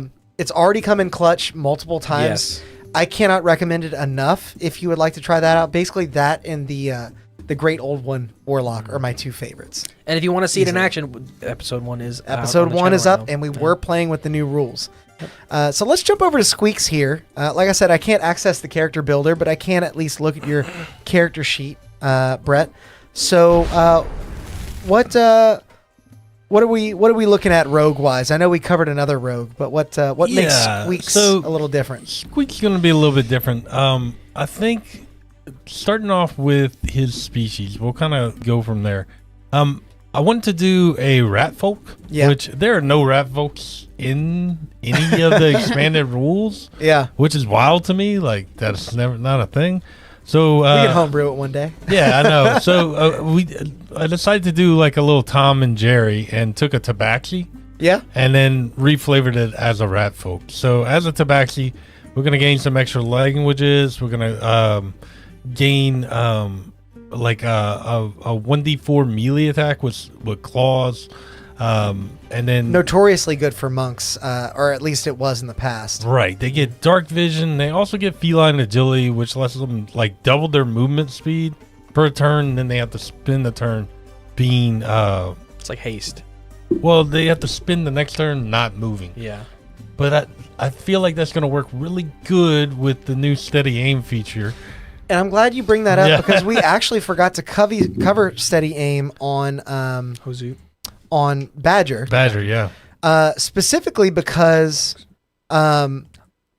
it actually isn't a new rule. It was an optional rule in Tasha's Cauldron of yeah. Everything that has now been adopted to 2024. It's exactly the same as it was before, but now it is on every single rogue. Your DM can't argue with you.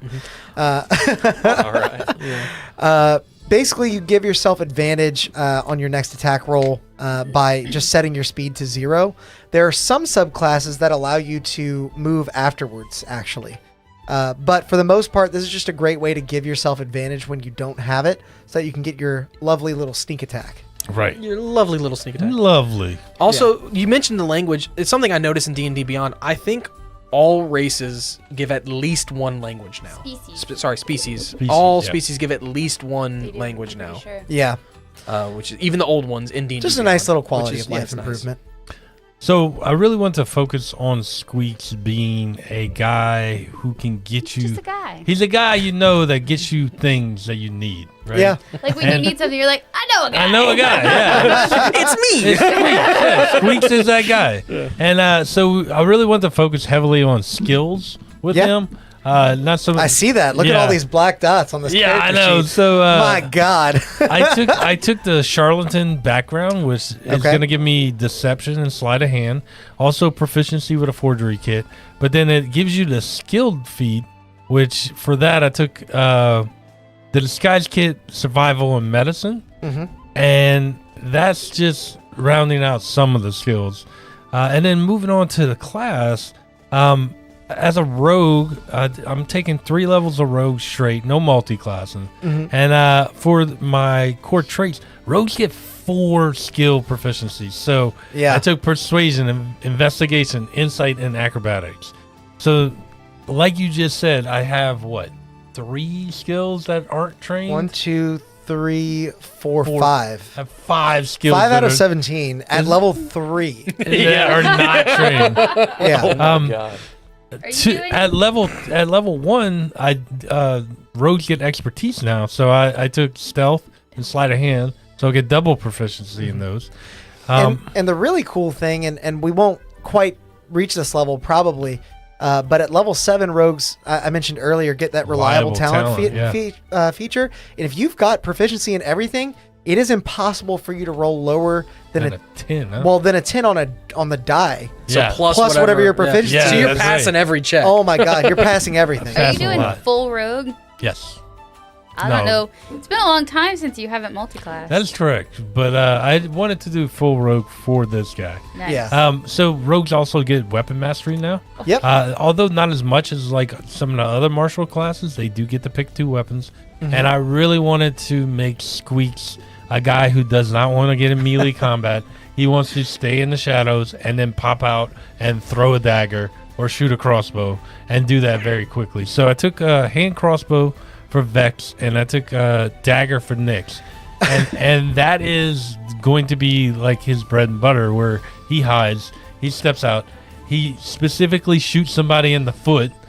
That's his go-to. And when they go to grab their foot, then he throws the dagger at 'em. And I don't know if you guys have been watching the whole stream. I don't know if you've detected a pattern Theme. here, but between my ranger in the other campaign, Dylan's rogue in the other campaign, and now Brett's rogue in this campaign, we have all taken the hand crossbow for Vex and the dagger for Nick. Look, Hey. I would have did it with my subclass, but it's prohibited with my subclass. Yeah. So We'll get to What's, that. Yeah. Wait, what's prohibited?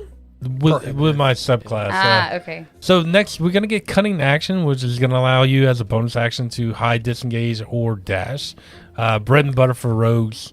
Also with this high stealth that I have, Zoe. it's gonna just make hiding every turn and getting advantage on that first next shot really good. Yeah. And then moving on to the subclass, I took Soul Knife, Yeah. which largely has not changed, except that the Soul Knife that you get, that you can summon now, gives you mastery of the Soul Knife, which I believe is Vex.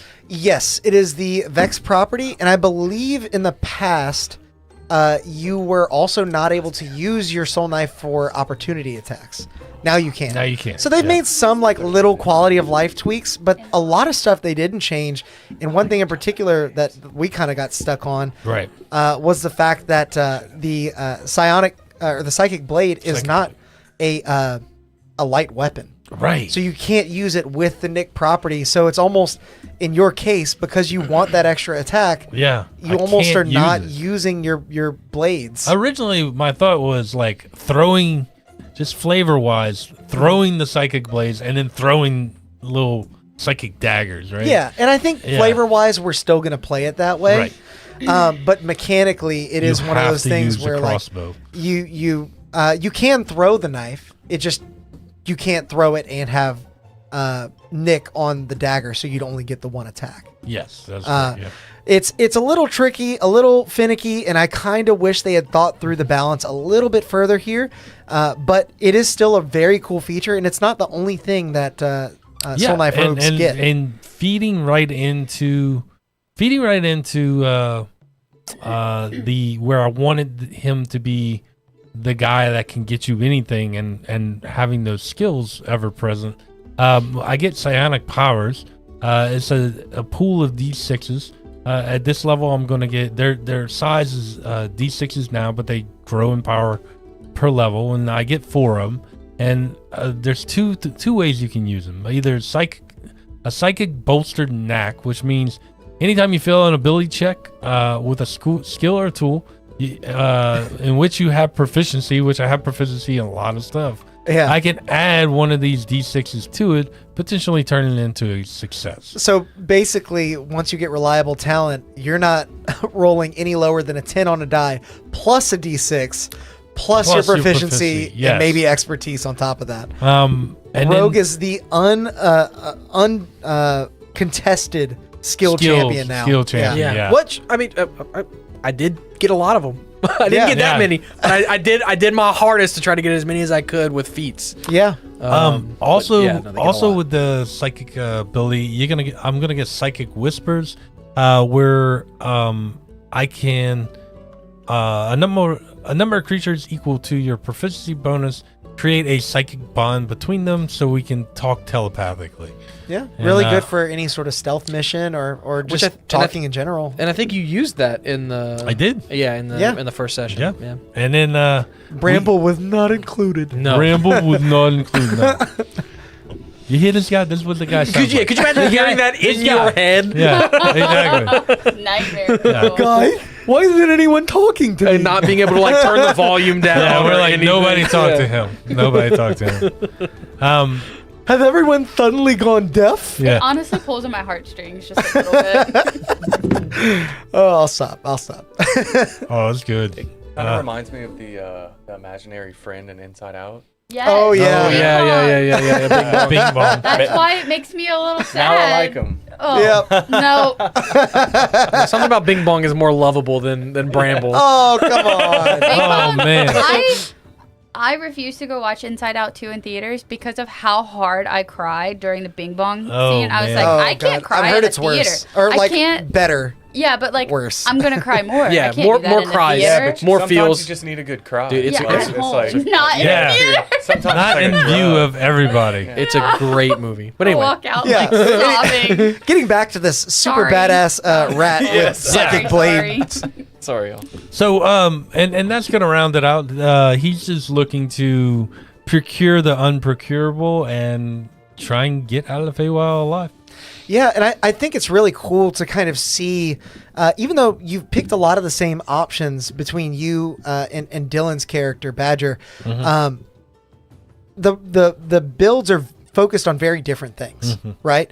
I kind of feel like Badger is kind of this mix of like arcane trickery and using spells to your advantage both in combat and out, sort of being a face of the party that's a little bit more tricksy, whereas you have delved directly into skills galore.